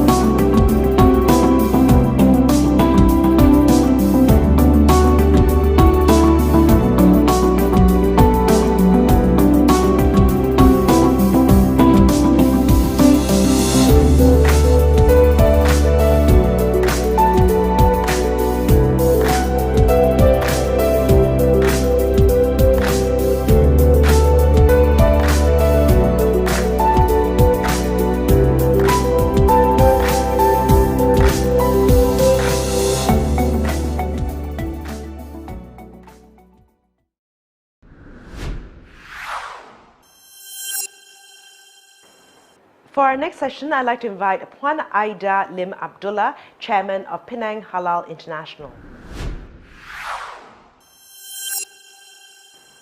Hey guys, welcome back to today's session. So I'm Jason Low, and once again, I shall moderate this session. And for this session in Day Day Asia, I have Puan Aida Lim, the CEO of Penang Halal International. I've met Puan Aida since the end of last year, and we have been indeed talking and working on various digitalization efforts, and especially running virtual expos for PHI by itself. So let's welcome Puan Aida to today's session. Hi Puan, nice to see you here. Hi, good day. Hi, nice for inviting me, Jason, and thank you. And it's an honor to participate in your Data Asia's Expo. Hey, thank you, Puan. You have always been supporting all kinds of initiatives that we're doing, and it's good to know that you are always a strong believer in your digitalization efforts, helping SMEs, micro SMEs, implementing all kinds of technology and things like that. So I'm very excited to talk to you about today's topic, through your experience in corporate and now serving the community and business owners. How is the digitalization journey for SMEs out there? So, Puan, throughout your years of doing these kind of activities, right, what do you feel that the challenges that these kind of SMEs or micro SMEs are actually facing when it comes to digitalizing or implement digital features into their businesses? Actually, digitalization is something that is not new to all of us. In fact, I was involved during the capital and financial market times to assist company to develop and grow, and especially the marketing and the engagement, communication, surveillance, everything, market analysis and all that. So since I would say that 1997 technology already started quite robust and run very fast. But what happened is that certain segment of the SME will go faster than certain others. Okay, so actually technology and digital cannot be avoided in any businesses at all in SME. So why is it digital and technology is so important now, especially after we are over this trying period, pandemic especially, where engagement, communication and contact has become an issue. And in any businesses, marketing, engagement, communication, learning, everything is so important. Now just take a look at the landscape in Malaysia. How important is SME in our economy? Based on the statistic from SME Corp as well as statistic Negara Malaysia, 98.5% of the business establishment in Malaysia fall under the definition of SME, 98.5%. So out of this 98.5%, almost a quarter is mid-tier to bigger SME, medium to small. Now, we are talking about 25%. The rest of the 75% sit under micro enterprises. So when they are small, more so digital is going to be so important and so essential to their survival and growth. Okay, because digital can resolve a lot of issue that to help them to overcome a lot of challenges, especially engagement and communication. So just now, one of your issue is that what are the challenges, right? Am I right? The challenges that are facing them. I think these are few of the area that, from my experience, engagement with SME, and plus myself was directly involved in developing all the SME. I find that this is the part that are stopping them, money and resource. Okay. So money and resource have been one of their main challenges. Of course, awareness. I think awareness is slowly picking up, especially after the pandemic. They realize that there is a need of an alternative way or solution, innovative ways to engage people. But the lack of readiness in the past, the lack of inherent technology expertise, that means they only use technology like simple thing for phone call and send out mails and all that. Those are not good enough.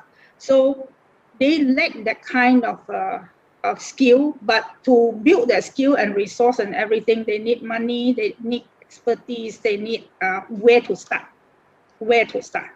So looking at SME being the backbone of our economy in 2020, I think in year 2020, government have actually stepped up and trying to help in terms of giving support and all that, and giving in total, I remember this is the number that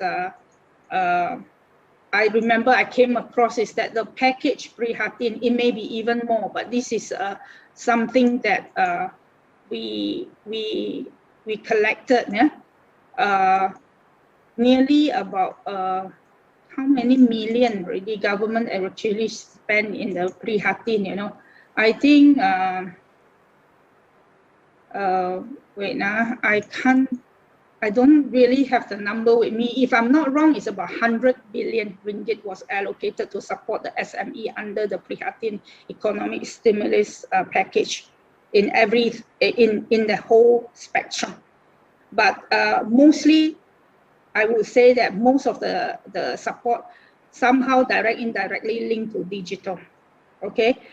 Now, Penang Halal International has a very unique experience in 2020, where we deploy and partner with many technology experts to elevate and enable all these SME, and it proved to be very effective.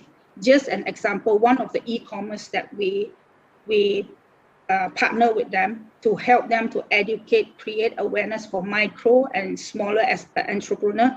Within 6 months, I think 2020 itself, 6 months, there were about 15,000 merchants elevated in that program using technology, and it generate about 580 million sales revenue for all of them, just by using one single platform. So can you imagine if all of them know how to further elevate that? But the second thing, I think their challenge is that technology is easy. You can buy something, ask somebody to set up, but how to maintain it and how to upscale it, how to make sure it's up to date and all that. This is what SME's challenges is: the technical side, the resource side, and the knowledge side, and where to go to. So there's a lot of consultants out there. You know, there's no benchmark as to what is the right answer. So they use a trial and error approach. One of the challenges that SME key challenges is that the lack of awareness, the lack of understanding of how and where to start, and why some of them don't even know the actual benefit of digital. But of course, pandemic recently teach them some, but I think it's beside the awareness is the knowledge, knowledge and the resource, where to get the resource. The lack of awareness of these digital things, right, cause many of them slow in catching up. The digital transformation, before we even talk about digital transformation, the digital stack and future ready mindset, whether do they have that? That is what I generally observe.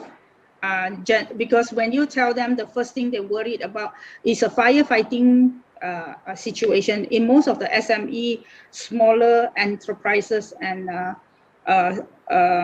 all these micro entrepreneurs, is that they are most likely very limited in resources, multitasking to the max. So when you ask them to do something new, something to get ready for the future, and something to get ready as competitiveness, sometimes quite a number of them, they don't have a clue where to start.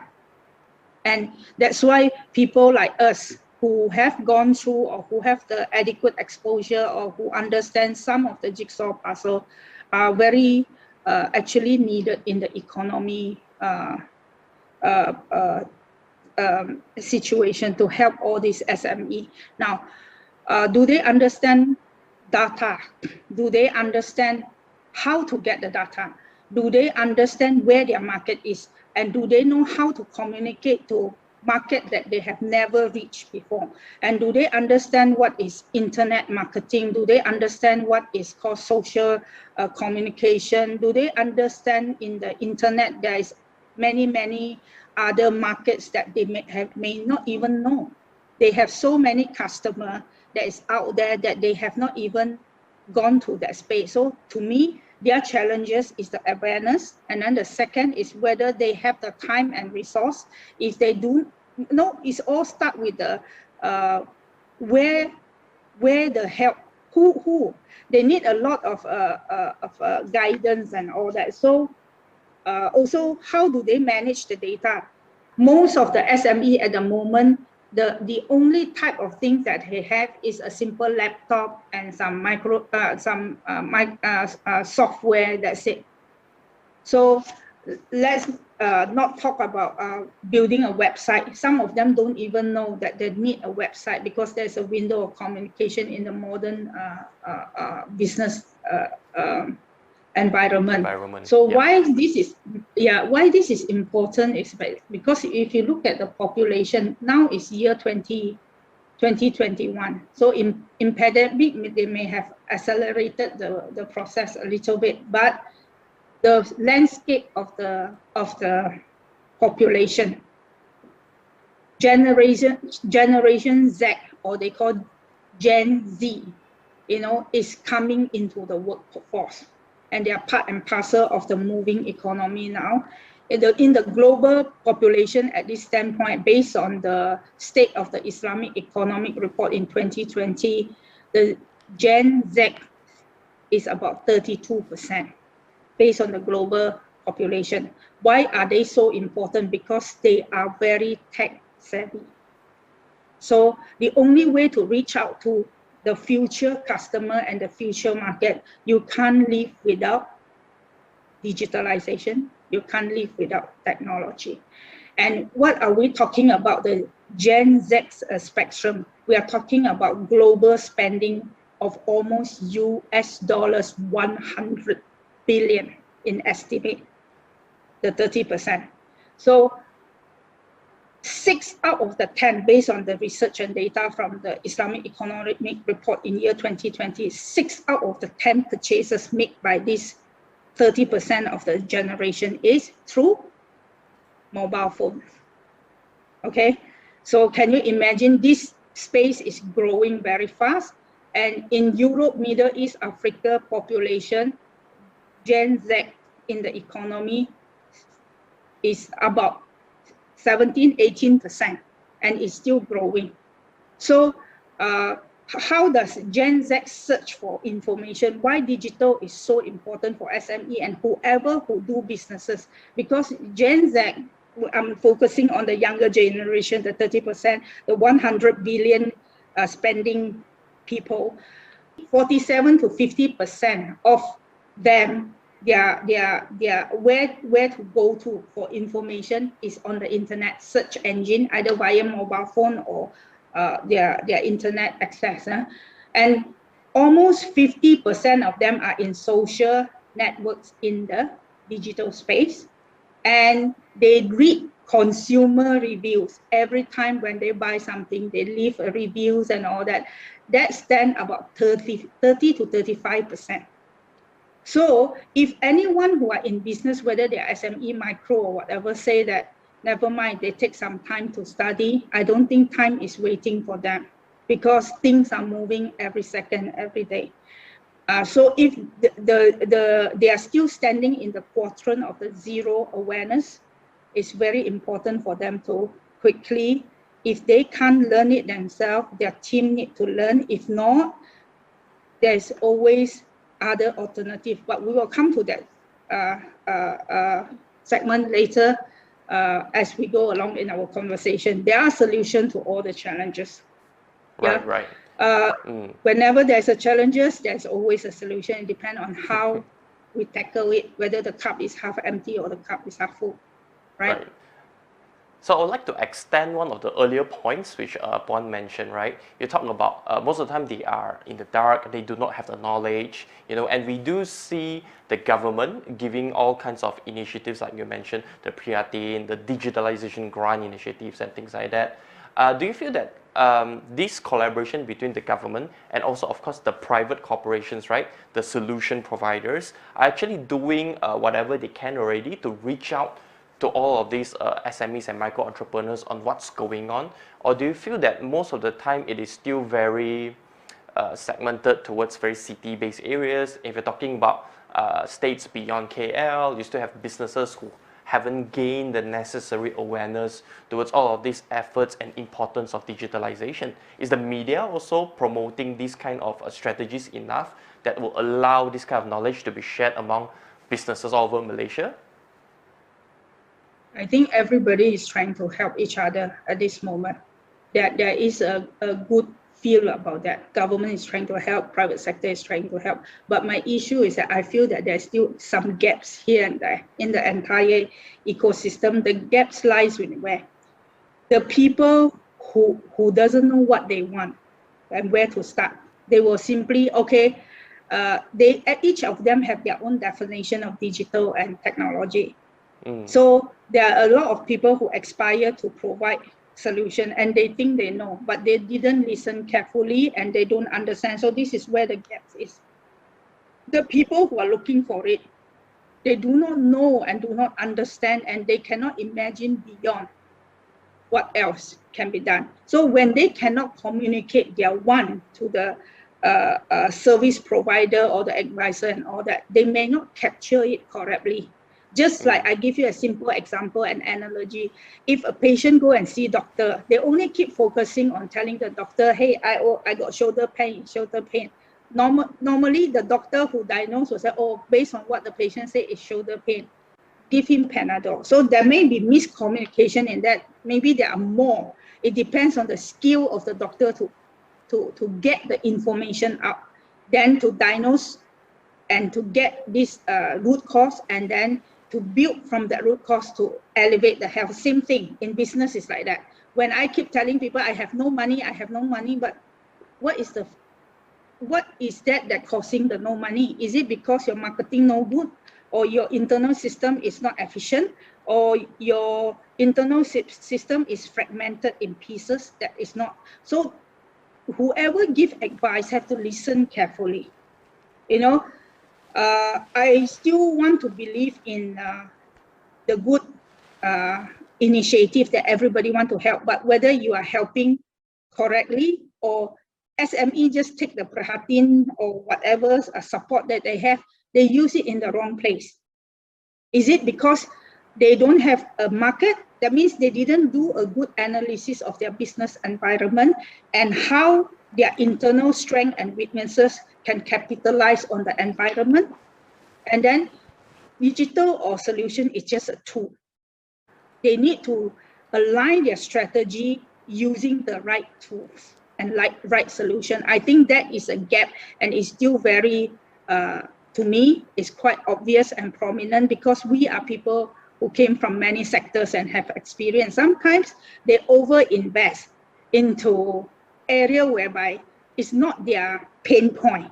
So first of all, they have to understand where is their pain point and then what strategy they need. Of course, pain point, some of them, it depends on a good entrepreneur who know how to express it, who is observant enough to understand the detail and list it down. Then only you can derive the right type of digitalization. Just like people tell you, paracetamol is good for headache, but it cannot be treated for any other thing. It cannot use for beyond pain. It's a pain management medicine. But if the root cause of the pain is something else, you have to treat the root cause. Like for example, for digitalization, most of the time I find that SME is that they want to export or they want the market, but they forgot that whether their product is wanted or needed in the market that they are looking into. So all these people who will tell them, is this kind of situation, what kind of solution, I'm just giving an example, what kind of solution or digital technology will help them is, first of all, to do a analytic onto that market they are entering into.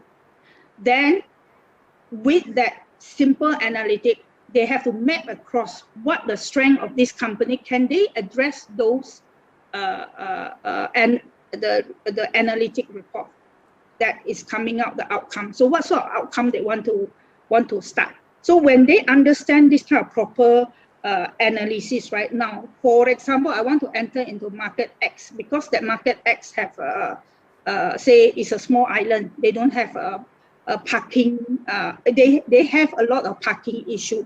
So what is in my company that can address that? First of all, they do a proper analytic using digital, maybe how many of the people there own car, and how many of the how good is the public transport, something like that. I'm just giving some example. So me being an SME, maybe I supply spare parts for the vehicle.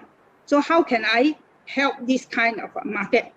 Definitely you can if the public transport is bad. So people need to own car, right? So when people need to own car, that's where you come in. But how do you go about to the next step? What kind of digital that you need to do? You need to do a survey, right? Instead of you go one by one, you use a digital solution, do a survey, and then what kind of cost and purchasing power. So this kind of thing is very analytic and more what do you call that, awareness and learning process. So before we talk about digitalization, we must know what we want. Yes. Okay. Agreed. So this is my view, that you must know what you want before the solution provider can even help. But solution provider cannot keep promoting something without knowing what they want. Correct. Or what is their actual situation. This analogy was very similar with another company owner that I interviewed just yesterday. Actually, they talked about how a lot of solution providers are not listening to the real problems and issues that this kind of traditional SMEs really want, and they just what we call do whatever they think is best without even knowing whether their solution can even solve the core root issues that these companies are facing, right? Interesting analogies on how you actually compare digitalization with also like medical related procedures, right? Like how the doctor is just trying to treat something very on the surface level, but it's not all the way to what the core root of the issues are, right? So yeah, those are indeed very great tips that you shared earlier on, and I hope that businesses and traditional SMEs can actually learn and have some kind of light bulb moments through these kind of conversations. Yeah. So moving forward. Yep. Before that, I just another thing that this is just a light moment. Once I spoke to a solution provider, and I like what he shared with me, which is a technology digital solution provider. Some of them oversold, under-deliver. Oversold, under-deliver means they quoted they can do this and that, the solution can do this and that, but come to reality, this is year 2021. Okay, so this guy, I really respect. He really is, because I used to be in fintech, I used to be in solution, I used to be in many things that trying to provide this. So he mentioned something which is very true to all of us in the room. Dear sir and madam, now we are in this era, our technology, whether we like it or not, can only solve, everybody will look for these three solutions. Generally, cheap, good, and fast. Okay, out of these three categories, it would be good that you can have all the three: cheap, good, and fast. But reality and the technology capability can only allow you to choose any of the two. There's no all of the above. So if you want to cheap, if you cannot afford, like most of the SME, you have to, your first tick is cheap. Then the next tick, you want fast or good. So a lot of them choose fast. So they cannot complain that the system cannot be scalable because you want fast, right? So, okay, I want to choose cheap. Then I want it to be good. Then the system may be a bit slow. Right. That's what he say. So reality is take things where the environment and capability is able to. So the expectation have to be managed properly. Right. So that's a takeaway for this your question. My suggestion is that your expectation have to be realistic. Expectations. And correct. Right. So as the digital provider, they also have to be realistic in terms of don't overpromise, under-deliver. So when there is a disappointment in the business side, then they will lose confidence. All this it won't help one. It's just wasting money. But it may be because of either the communication gap, the misunderstanding, or the expectation was not managed right from the beginning. Okay. Yep. Indeed, through my years of doing these kind of digitalization efforts with various clients, expectations is always key, because they like to read on an article on the news somewhere and talking about how successful certain implementations is, and then the SMEs will have different kind of expectations already. Oh, just like that, download the software, can use. But in reality, if you're talking about changing business processes, it's a lengthy process. A lot of culture change, SOP change has to be met with expectations, and whether these kind of solutions can even fit into the entire operational process, right? It's a totally different thing. So yeah, that is indeed a good triangle, three-pointer thing to look at, that not everything can be achieved on any type of integration, and certain expectations have to be kept in check before we decide and embark on this digital transformation journey, right?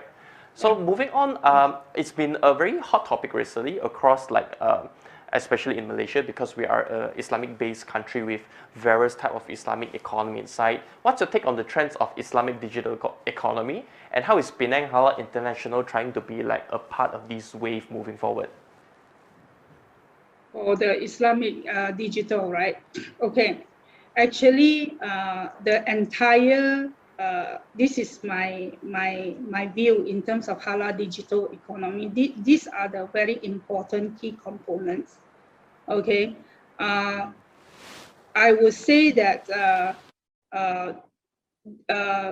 integration, that means shared data, whether horizontal or vertical, right? From point to one point to another. So this entire Islamic, what do you call that, halal digital economy, from my own perspective, I carve it down to 7 functional components to be incorporated, and they are interlocking.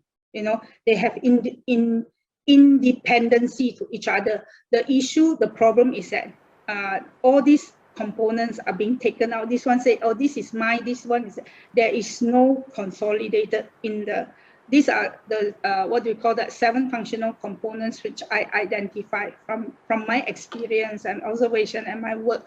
I came up with this. The e-documentation is very important. When you talk about trade, now I'm focusing on the halal digital for trade and economy.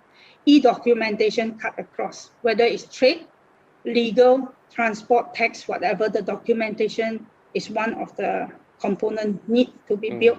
The processes, the digitalized processes, the SOP, the standards, the approval, the certification, all these are interlocking the 7 components that I'm talking about. And then tracing and visibility, that means the accountability and the integrity part.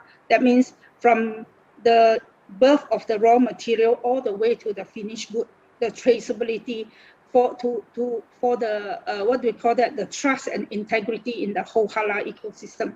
Now another one is competency. That means along this whole ecosystem, whoever who are involved in it must have certain level of competency and knowledge. It cannot be because they are in there to make some quick money or quick opportunity. It won't work that way. Now, another very important component in this halal digital economy is the cargo and warehouse, the security. Okay, that means that you have a halal cargo warehouse whereby you ensure all the hygiene, the compliance, Sharia, everything is being applied. So So all these require, again, a technology and a digital solution for tracking, monitoring, and surveillance. Now, another part is just now in the beginning I mentioned is the integration of the data. Now, and all these 1, 2, 3, 4, 5, 6 must house under this very important thing called international monitoring platform, whereby this international monitoring platform, I'm saying something on my own visualization in terms of halal digital economy. Yep. Yeah. This international monitoring involves authorities, the governance, the technology, the finance, the insurance, the approval letter, the clearance process, everything to house just now the 6 components. And in this part, we are talking about Islamic digital economy, of course, the payment, you know, the fintech, we're talking about in fact, that they are with one of the authority, I was proposing some trade crypto. You know, why the trade crypto is so essential in this thing is that because not only for halal digital economy, but also for generally all economy, we are subject to a lot of all these international trade policy and foreign currency exchange. And in business, these are very volatile risks, and it can affect a lot of decision making. It can affect a lot of other outcome and impact. So imagine if you know about digital currency or digital crypto or whatever, it is the latest technology, and a lot of them use it for trade, for investment and all that. Nobody so far has seriously or authority take it as it to enable international trade to move in the fastest, most efficient way. Why? Because it will help to eliminate the currency risk. It will help just now the 6 components I'm talking about, the traceability, visibility, the compliance with the Sharia, the AMLA, whatever, and the standard SOP, all will be resolved by itself because the risk will be reduced. Currently, how the trade works is that when they need something, they either issue conventional LCBA or whatever, and they book a currency to hedge the situation. But imagine if digital platform or halal digital allow that all these compliances are being addressed, and they created this platform. All they need is using a digital platform, purchase something, they transact a certain type of medium, or maybe we call it halal digital currency or whatever, in that platform, they will solve a lot of things. Right. Yeah. Right. So it will take many. When I talk about all this, this is the broad concept. When this, whatever 7 Islamic concept component, functionable component linked together, the broad concept will be addressed. Risk management will be addressed. Efficiency, standardization will be addressed. Transparency, governance and control will be addressed. So now the 7 can overcome these 3 plus the risk management, which just now I just explained. All this will become a very effective digital economy, whether it's halal or for the traditional, conventional, it applies the same. Oh, it's indeed. Okay, I can explain like this because I was a capital market, financial market governance person. I take strong passion in this area. So I'm combining all that I learned for 30 years, 3 decades, including fintech and whatever I learned in the compliance Sharia, halal and all that. And I make it into an easy to understand way of explaining halal Islamic digital economy. Right, right. These are indeed not necessarily issues, information that we don't generally get freely outside, right? So when people like to talk about Islamic digital economy, things like that, they might talk very high level things, and it's interesting to hear how you actually broke them down into these kind of actionable components, and how if one day we are able to integrate everything together, then only we can see like the true advantages of running this whole digital economy systematically and whatnot, right? So hey, thanks Aida for that sharing. So let's move on to the final question before we end our session for today, is that, with the pandemic happening and everything, what kind of opportunities do you see SMEs will go to or grow in terms of trying to utilize digitalization in their businesses, knowingly that MCO 3.0 has just happened, and we might even face an imminent full-blown lockdown very soon, probably by the government. Do you still see SMEs have the chance to really accelerate that digitalization process and obtain various opportunities even post-pandemic and beyond? Okay, I would think actually pandemic, some may rise with it. Many industry may rise with it, especially digital. Is definitely because digital and technology is where the little connectivity that will help to resolve just now the back into where we started, the communication and engagement and marketplaces. Now, and for Islamic economy, this is from the Islamic finance asset. We are looking at US dollar snapshot of the global market, how big this halal market is.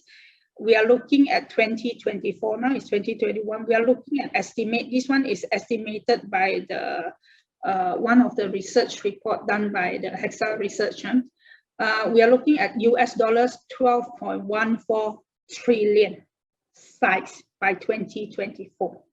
So we are looking at that size, US dollars 12.14 trillion global market. Is very, very big. So Islamic asset, finance asset is very big, but the one that is leading is halal food. So with pandemic, whether this digital will continue to stay, I think it already started to grow, and it will definitely stay whether pandemic is here or not. It will have to, because why? As just now I brought back, the new generation are very tech savvy. Okay, and their life with digital and technology is part and parcel. As they grow, this innovative space will continue to develop and innovate into other things. So a lot of businesses, to me, although they may face challenges, but there are other solutions. Remember, I say that when there is a challenges, there are solutions. Many ways that they can do it, and digital and technology is one of the tools that will get them future fit, not future ready, future fit. They have to be ready now. They are going to be future fit for the new generation of consumer and business people who are coming into the market. The 30% of the Gen Z, and then we are talking about after Gen Z, the new generation will start coming in. So those days, people maybe 24, 25 only can start to become a student in business. Today, 15 years old, they can construct a business using this. That's how relevant it is into our daily life. So how all these SME can overcome this and accelerate the growth? There are many ways. One of the things that I keep telling SME is that collaborate. You can't build everything yourself with that speed. If you run to build big, you need to collaborate, you need teams. Whether you build internally or externally, collaborate. Now, another thing is that this is one of the things we learned. I'm quoting an example using Amazon.com as compared to Borders. When these two companies started, these two are also into technology. Why Amazon stayed and become stronger? Amazon keep buying what is necessary to build the entire ecosystem. Borders, they buy bits and pieces. Today, the Border exists? No. And why Amazon's strategy work? Because collaboration, M&A. Anything that is aligned or within their ecosystem, if they have the money, they conserve the money. They didn't pay dividend for many years when they started. They keep buying. M&A, they build the network and the system to stabilize. Now, another way for certain businesses, maybe they do not want to go in that kind of model. Another solution is that outsource. They don't have to, what do you call that, reinvent the wheel. There are many wheels outside. So choose one of those that you can trust. But you don't want to be some people say if you want to drink milk, you don't buy cow. So you outsource to the experts to do it for you. There's another solution. That's why I told SME. If your marketing is your challenge, you can outsource to people who really know their stuff and get the framework right, ask them to do it. Of course, a lot of them are worried. That's why Penang Halal International also engage with people who are in IP, advisory, IP, legal, and then collaborative agreement to help all these SME. Right. We know when there's a challenge, there's always a solution. Another one that I find that businesses is that there is always risk in everything we do. Calculate the risk. You must try it because there's no point keep constructing and then design and think. You must get the thing out into the market and see how is the response, pass, fail, or whatever. Then you come back and reinvent. Many technology company or SME, not necessarily technology, any SME, they are successful because they are fast to the market. You know why? People always remember the first one, just like WhatsApp, right? Yep. The system, people, once they get the hang of it, they will always go there, just like Amazon. If I try to create another one, replica is quite hard unless you innovate even better than theirs, you know? So another thing is that SME, there's no more classroom learning. You have to go into the pool and learn at least. If you cannot swim, you just put half of your leg in to see how it feels. The moment you get the feel, then you can understand and visualize the journey better, and then you can understand your own internal strategy much better than what the expert is telling you. Expert is coming in to support and assist you, but they cannot feel what you feel. Yep. You know, the people in the game require another guy outside to look at them and tell them, hey, actually this corner is a bit wrong. This kind of analogy. Yeah. True. So there's also a way solution. All right, great one. Hey, thank you so much for elaborating so much points regarding our topics today. We have actually come to the end of the session. So I would like to again thank you for your time, Aida, for joining us today, and to also elaborate in so much detail of the steps, of the tips, challenges that SMEs are facing, and how hopefully Malaysia as a country is able to continue to survive and thrive in this current pandemic and so on. So once again, I'm Jason Loh. We've come to the end of this session, and I'd like to thank Puan and ask the audience to stay tuned for the next session. Thanks, Puan. Bye. Bye-bye. Thank you. Bye-bye.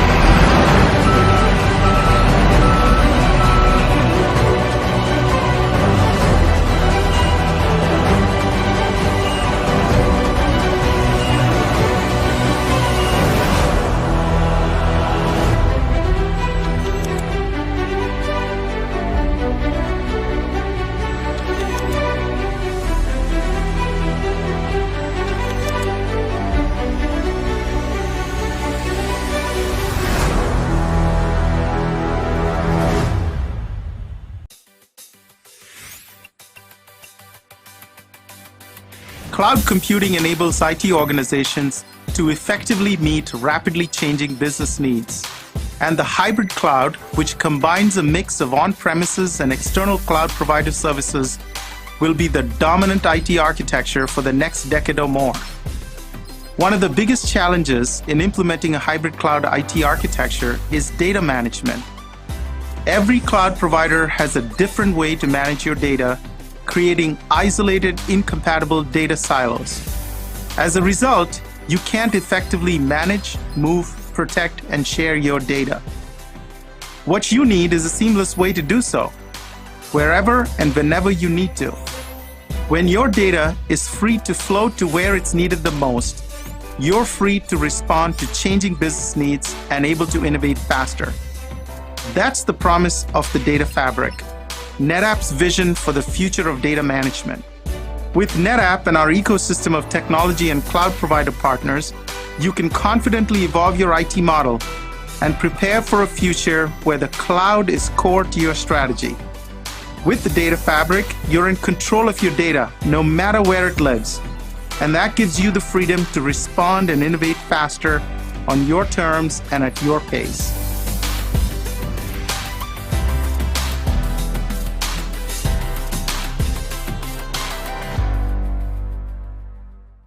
We are Malaysian small business. We are your local fashion designers, gelato makers, dan pengeluar beg. Dalam situasi mencabar ini, Visa membantu mengembangkan perniagaan kami. To empower us to sell online, accept digital payments, and connect us to more shoppers like you. Where you shop can have a big impact on small business and your local community. Because where you shop matters. Visa, a network built to empower and uplift. That's why we're committed to supporting Malaysian small businesses to participate in the digital economy.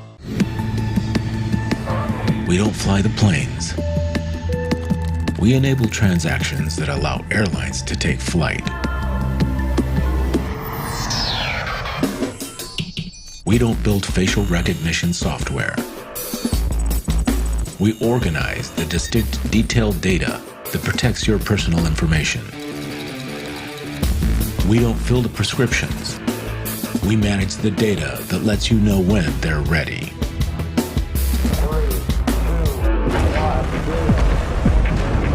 We don't launch the rockets. We store the data that empowers our pioneers to know where they've been and where they're headed.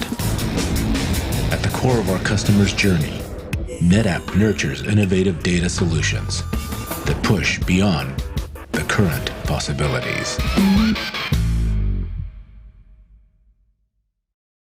Cash flow has always been a constant challenge for businesses, especially SMEs. Buyers want to pay as late as possible, while suppliers want to collect payments as soon as possible. During these situations, Visa's commercial credit cards can help solve these challenges. However, not all B2B suppliers accept credit cards. To bridge this gap, there's BPSP, or Business Payment Solution Providers, third-party service platforms that allow buyers to pay non-card accepting suppliers. Here's how it works. Imagine yourself as a coffee shop owner who just ordered fresh beans for the store. Once the supplier receives your purchase order, they will pack and deliver your beans. Your supplier then issues an invoice for payment in 60 days. You can pay with your commercial credit card through a BPSP, improving your cash flow with up to 55 days interest-free credit. Alternatively, you can also initiate payment before the due date, allowing your supplier to receive payment early in return for a potential early payment discount. Once BPSP remits the funds to the supplier's bank account, it sends a remittance advice to the supplier and updates you that payment has been made, simplifying your reconciliation process. You can also use BPSP to facilitate other payments such as tax and bills, payroll, rent, and more. Business payment solution providers also benefit our clients and partners. By solving B2B card acceptance, BPSPs add value to our issuers and acquirers by providing opportunities to capture more B2B payments on cards and enhancing client relationship stickiness. It also allows issuers to optimize utilization of their credit lines. With BPSP, we can bridge the gap towards better payments for business.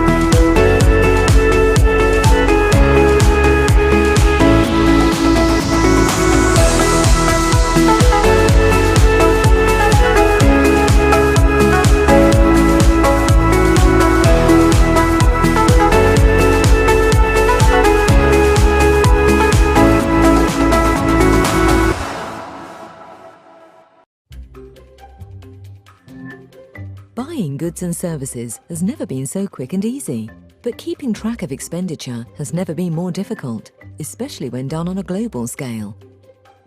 Travel, procurement and finance managers can feel submerged in a sea of data in their quest to monitor card programs, control spend, and drive down costs. So is there a simpler solution that can optimize spend management across all areas of a business? Introducing Visa IntelliLink Spend Management. It's a simple-to-use online expense management and reporting tool that sits at the heart of all your card programs, giving you centralized global control. Let's explore some examples. Corporate cards and central travel account programs are great ways of enabling your staff to pay for travel and expenses within the parameters of travel policies. And for your cardholders, Visa IntelliLink Spend Management centralizes and simplifies the process of filing expenses, leaving them to focus on their job. Managers can drill down into individual transactions to check that cardholders are adhering to travel policies, as well as approving transactions at the click of a button. And Visa IntelliLink Spend Management lets travel managers monitor what's happening at a global level and across multiple currencies and card programs to ensure spend against budget is on track. Purchasing cards and virtual accounts are a powerful way of enabling buyers to purchase goods and services in a controllable way. With Visa IntelliLink Spend Management, procurement managers can filter data quickly and easily, exporting customized management reports that generate analysis of corporate spend. This vital information can be used during supplier negotiations to achieve best value deals. What's more, Visa IntelliLink Spend Management can also save time for your finance team by automating accounting extracts that easily integrate into finance systems. Visa IntelliLink Spend Management is a comprehensive yet easy-to-use tool, rich with configurable features that can transform the way your organization spends.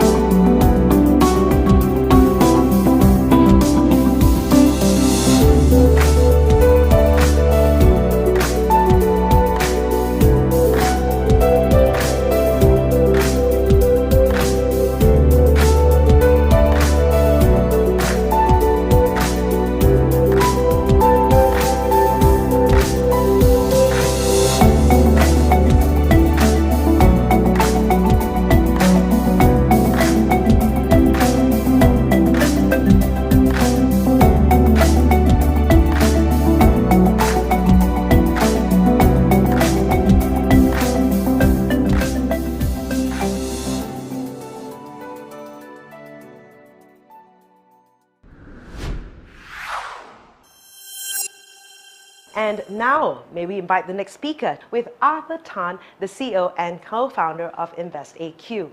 Arthur's aspiration is to build tech products that can empower consumers, creating true value and offering great return for partners.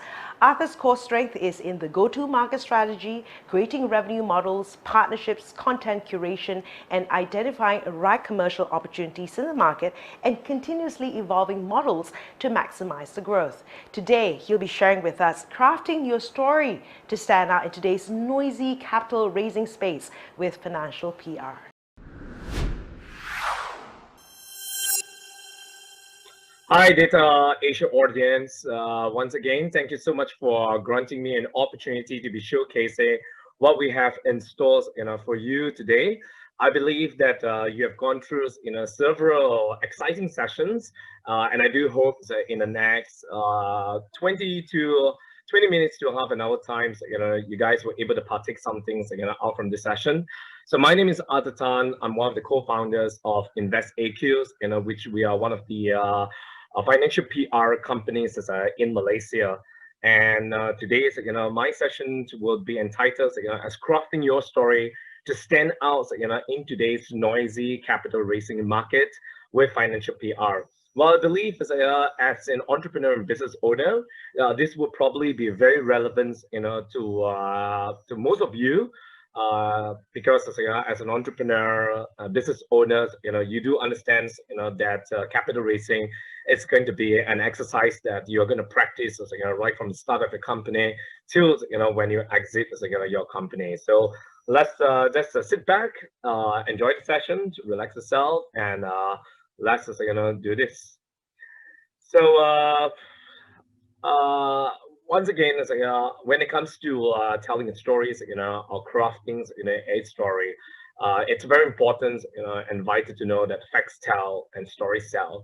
I mean, storytelling is so powerful, indeed, it has become, the most powerful ways, to be putting ideas into the world today.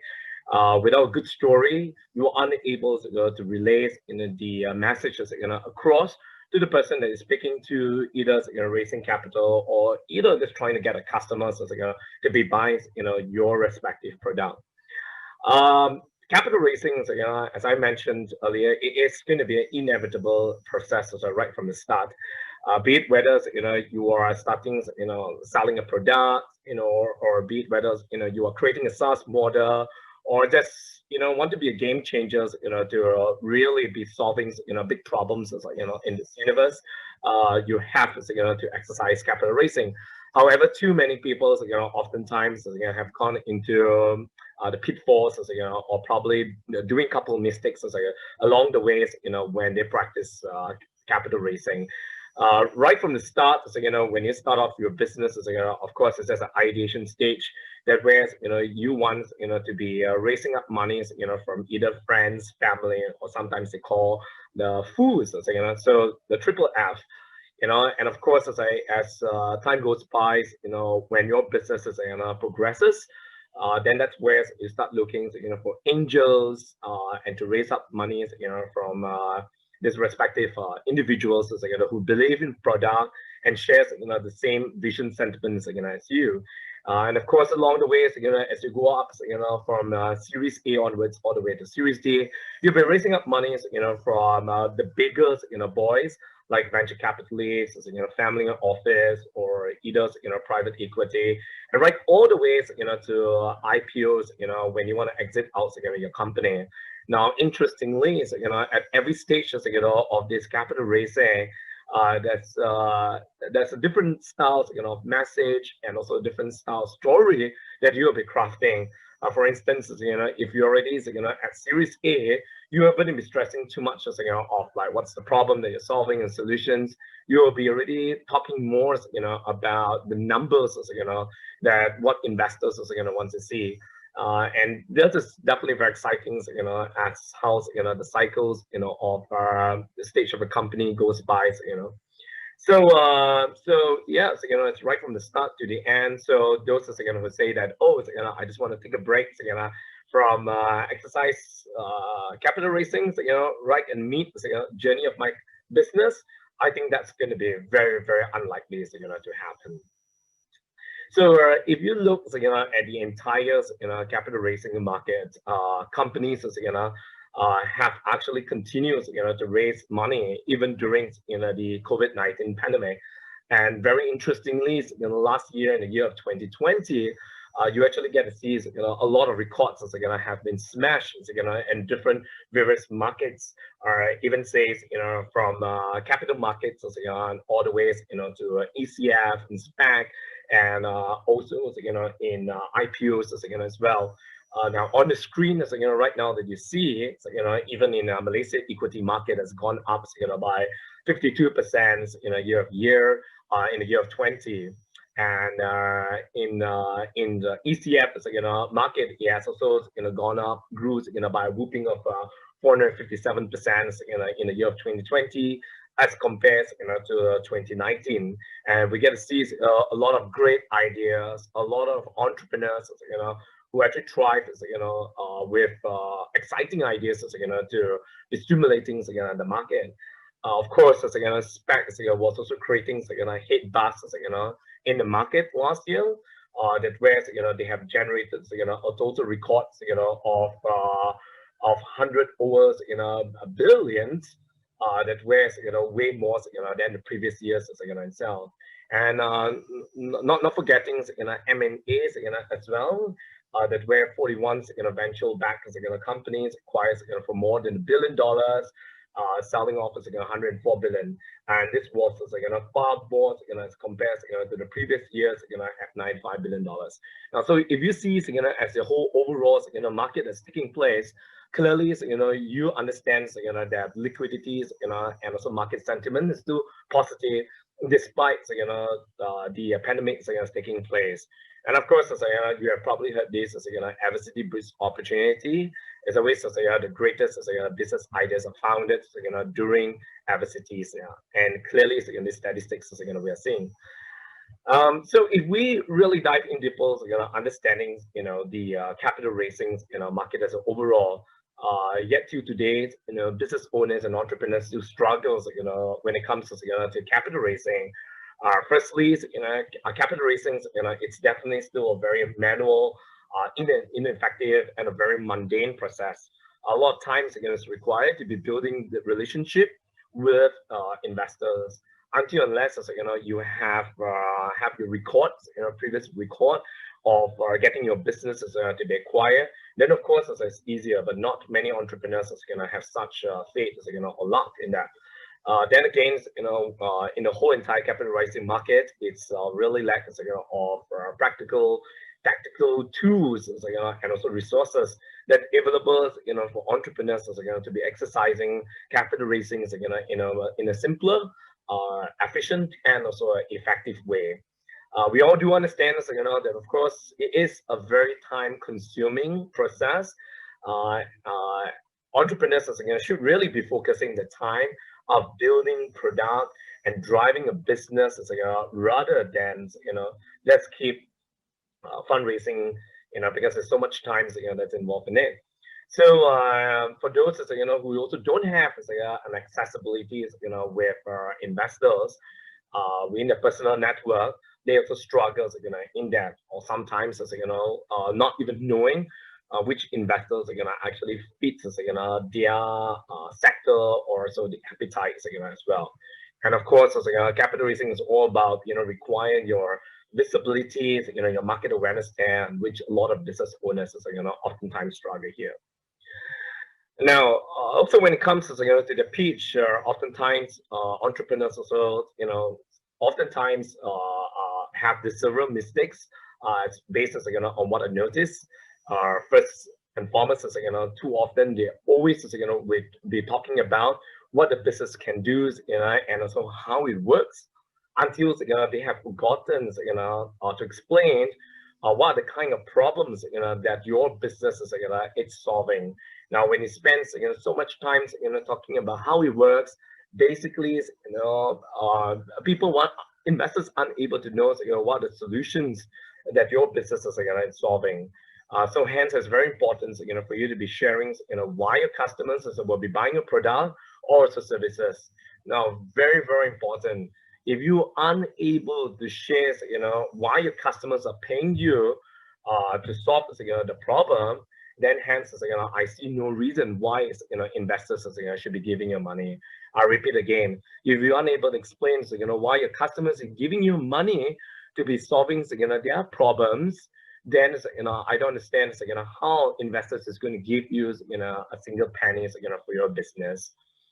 Too often the other mistake is too often business owners love to be sharing too much facts and steady states until investors are overloaded information. Now it's very important to really be sharing whatever that's concise and precise and relevant for investors to be chewing the piece of information. And in order to achieve this, always tell a story. When you narrate a story, you are able to explain, how your products and services were able to solve. Use a real life scenario or real life customers to be sharing this testimony. If you're unable to have these real life experiences or these examples, then it's always best to use the analogy. So therefore, people were able to find it more relevant and relatable to it. Now, when investors were able to find relevance to their daily life, and that's where for them to be putting in money, of course, stands a higher chance. The other mistake is that entrepreneurs too often told the sales forecast. Just keep selling a lot of sales forecasts. Now it's also important that early stage sales projections don't carry weight with investors because they're unsupported by the actual sales history. So it's very important that you can't just focus on the sales forecast, but rather you will be focusing more on the benefits of what your business were able to offer to customers. So when you're able to provide this this information and also to distinguish the difference between your company and the rest of the other competitors within your market itself, you stand a high chances of getting the investors money. The other mistake that an entrepreneur often does is to attach to your business plan. That where it will be a red flag to a few investors when entrepreneurs aren't willing to work outside the protocols outlined in the business plan. Say for example, right now if you're selling a product at a fixed price, and when customer want it to be something maybe on a subscription plan, and you're unable to accommodate to that. That's usually making things very rigid. That's where investors might be also put off investors likabilities towards their business. So it's always important to be embracing new revenue opportunities. Be flexible, be agile, especially even at a younger stage of company. Showcase that you have multiple revenue opportunities. So hence investors were able to understand, oh, if this doesn't work, then other alternatives might be able to put in place. And last but not least, best if an investor doesn't ask, it's not the most advisable to be discussing what the ownership stakes right at the very first pitch, especially. It's always better to save it for the next follow-ups, subsequent ones, that where you build the rapport first, get your investors to love you, trust you, see your owner benefits, which is assisted by you. Then they were able to chew on that whole ownership stake. Remember what they always say is before loving someone, you always have to go through a courtship, vice versa as well. The relationship between investee and investor. So, what is financial PR? Which also known as the investor relations. From what I've shared, just now, earlier on, this is where financial PRs, were able to really be put in place, and also to be mitigating, all the rest of the other key issues and challenges faced by entrepreneurs most of the time. A financial PR just communicates the company's financial position to the general public, stakeholders, and financial marketplace. Basically, they are like a spokespersons, for the particular organization, and to be sharing, relevance of information, financial information, to investors and also stakeholders. Very importantly, financial PRs, able to mitigate, crisis management, to maintain a highly credible reputation to investors when there's any trying times happens, to the organization. The abilities of a financial PR were also able to unrealize the high potential value of a company to influence investors' word of confidence. So hence, when the sentiment of towards the company is positive, hence then there will be more investors who will be rushing into your company, or possibly looking into your deal. Last but not least, the financial PR does is increasing the profiles of the company, making it valuable and bankable. So hence there will be more people to invest. Well, this is times that where really when financial PRs can be used as best practices. As you see on the screen, these are some of the crises that take place amongst the publicly listed company. This is where a good financial PR practitioner or an IR practitioner to step up and really assuring investors that hey, yes, we are facing this crisis, but don't worry, that these are certain steps are taken to be mitigating or minimize the risk of this.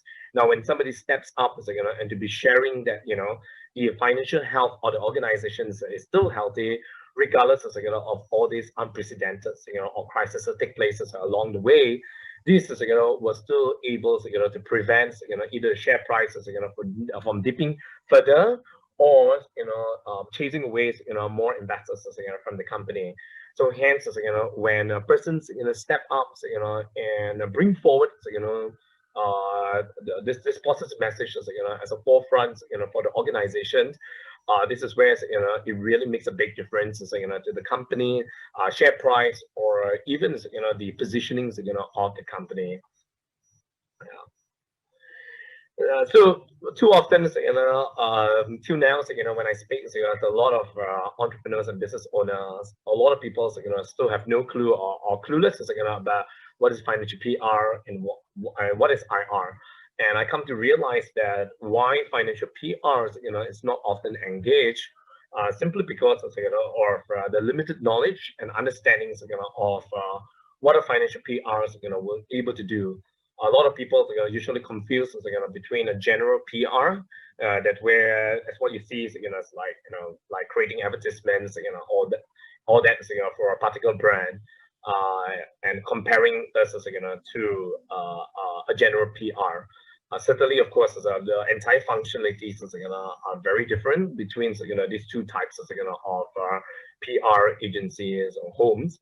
A lot of business owners still find that it's insignificant or it's not necessary until when shit hits the fans or when matters arise, and that's where usually financial PR is engaged, or when they want money of course.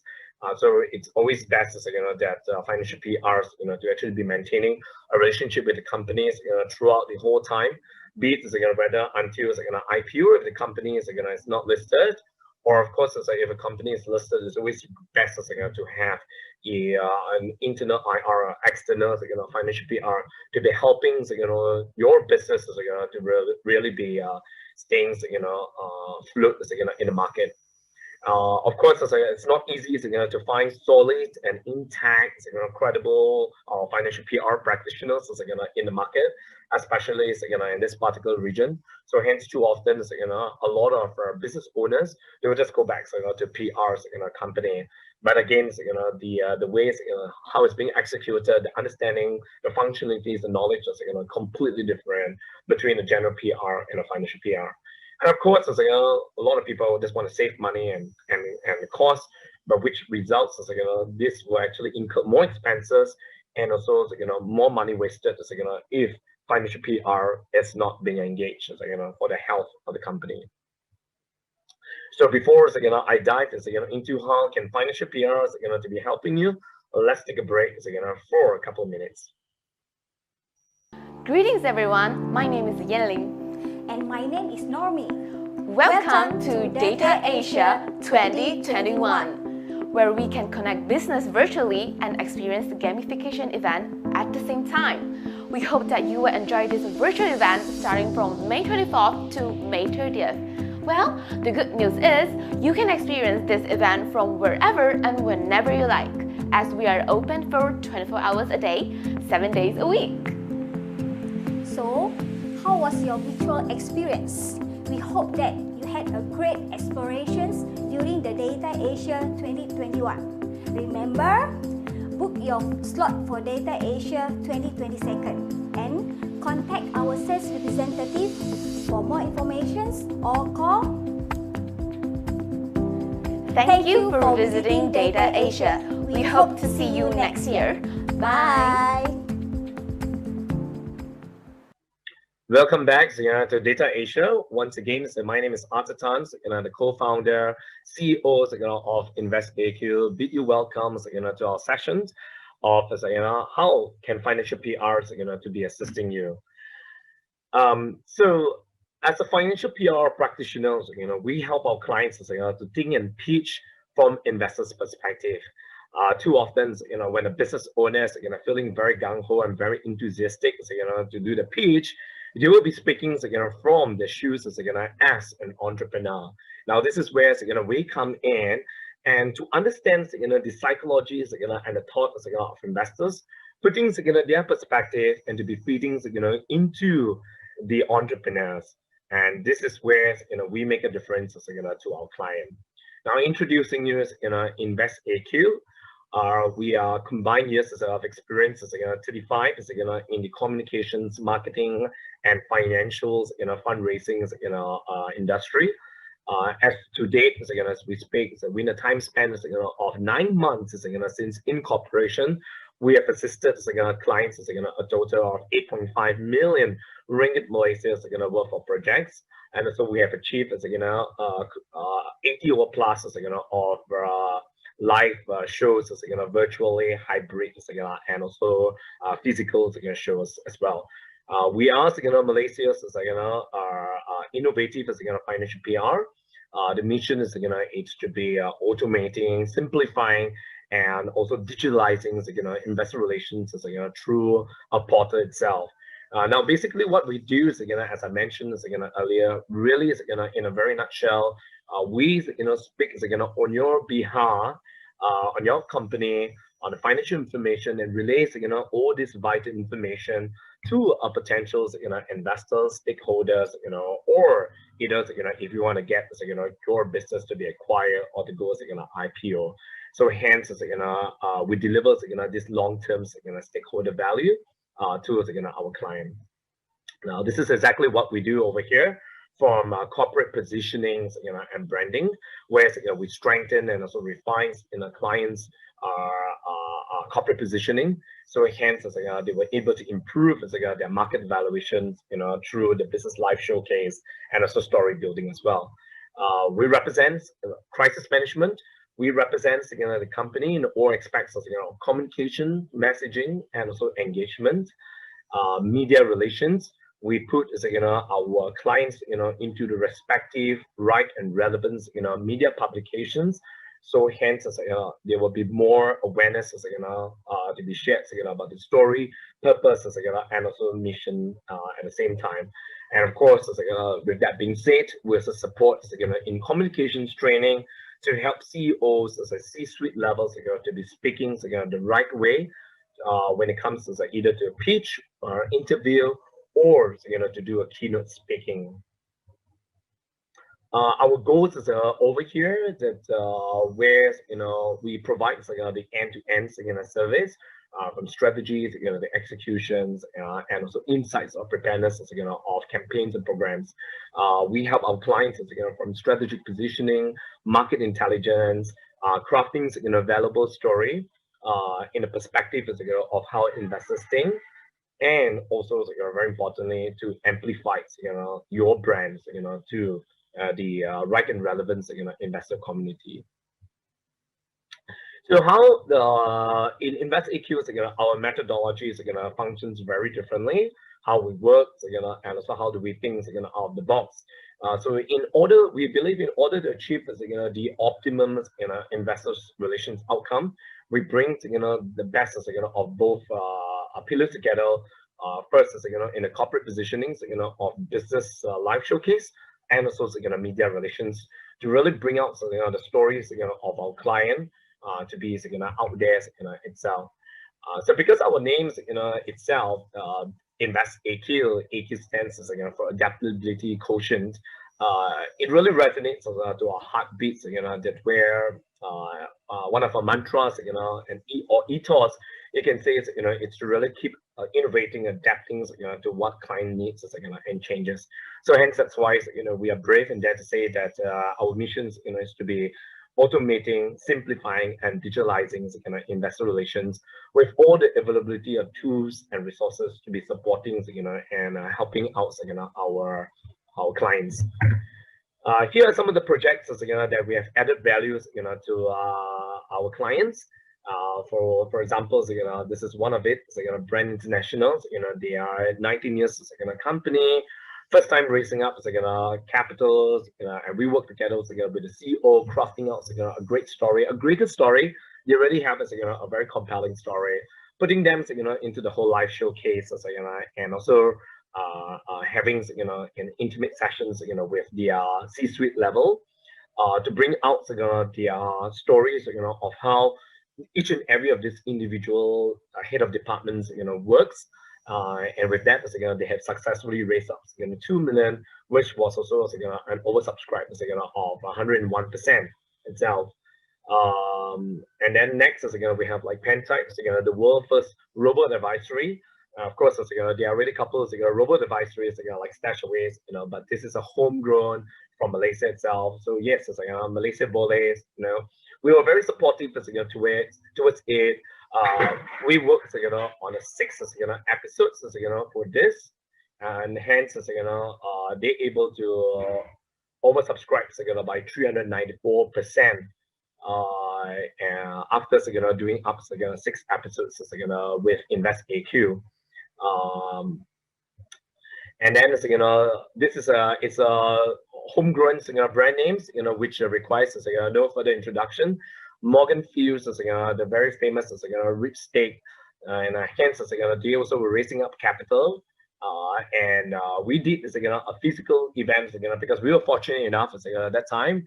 It was during the period of CMCO, so hence we invited a few of the our individuals investor community to experience market sessions while listening to the CEO presenting what the opportunities, and also the how this company is going to grow. So with that, they have also successfully raised up 3 million, which was also oversubscribed by more than 100,000, more than 100%, on the ECF platform. Here's another one, Surf, which is a car super app. That where they have everything, it's like your walking dictionaries, when it comes to automobile. They also have engaged us in crafting out the stories, putting them into corporate positioning, amplifying their brand, and they have successfully oversubscribed by 700%, raising up a total of 1.5 M on the ECF platforms here. This is one of the recent ones that where we totally did as a full virtual live showcase at Comes Technologies, one of the leading IoT companies in Malaysia. We have different respective backgrounds, and featuring different heads and also head of departments of the organization, that to share the functionalities and also to share how different is their company as compared to the rest. Again, remember, it's about sharing the problems that they are solving. So hence, it will entice investors to understand why are they going to put in money or investing in this company. And last but not least, we also support companies who want to look for partners or want to look for JV or M&As, or even it's like this clients. So companies work with us, and also we amplify the brand.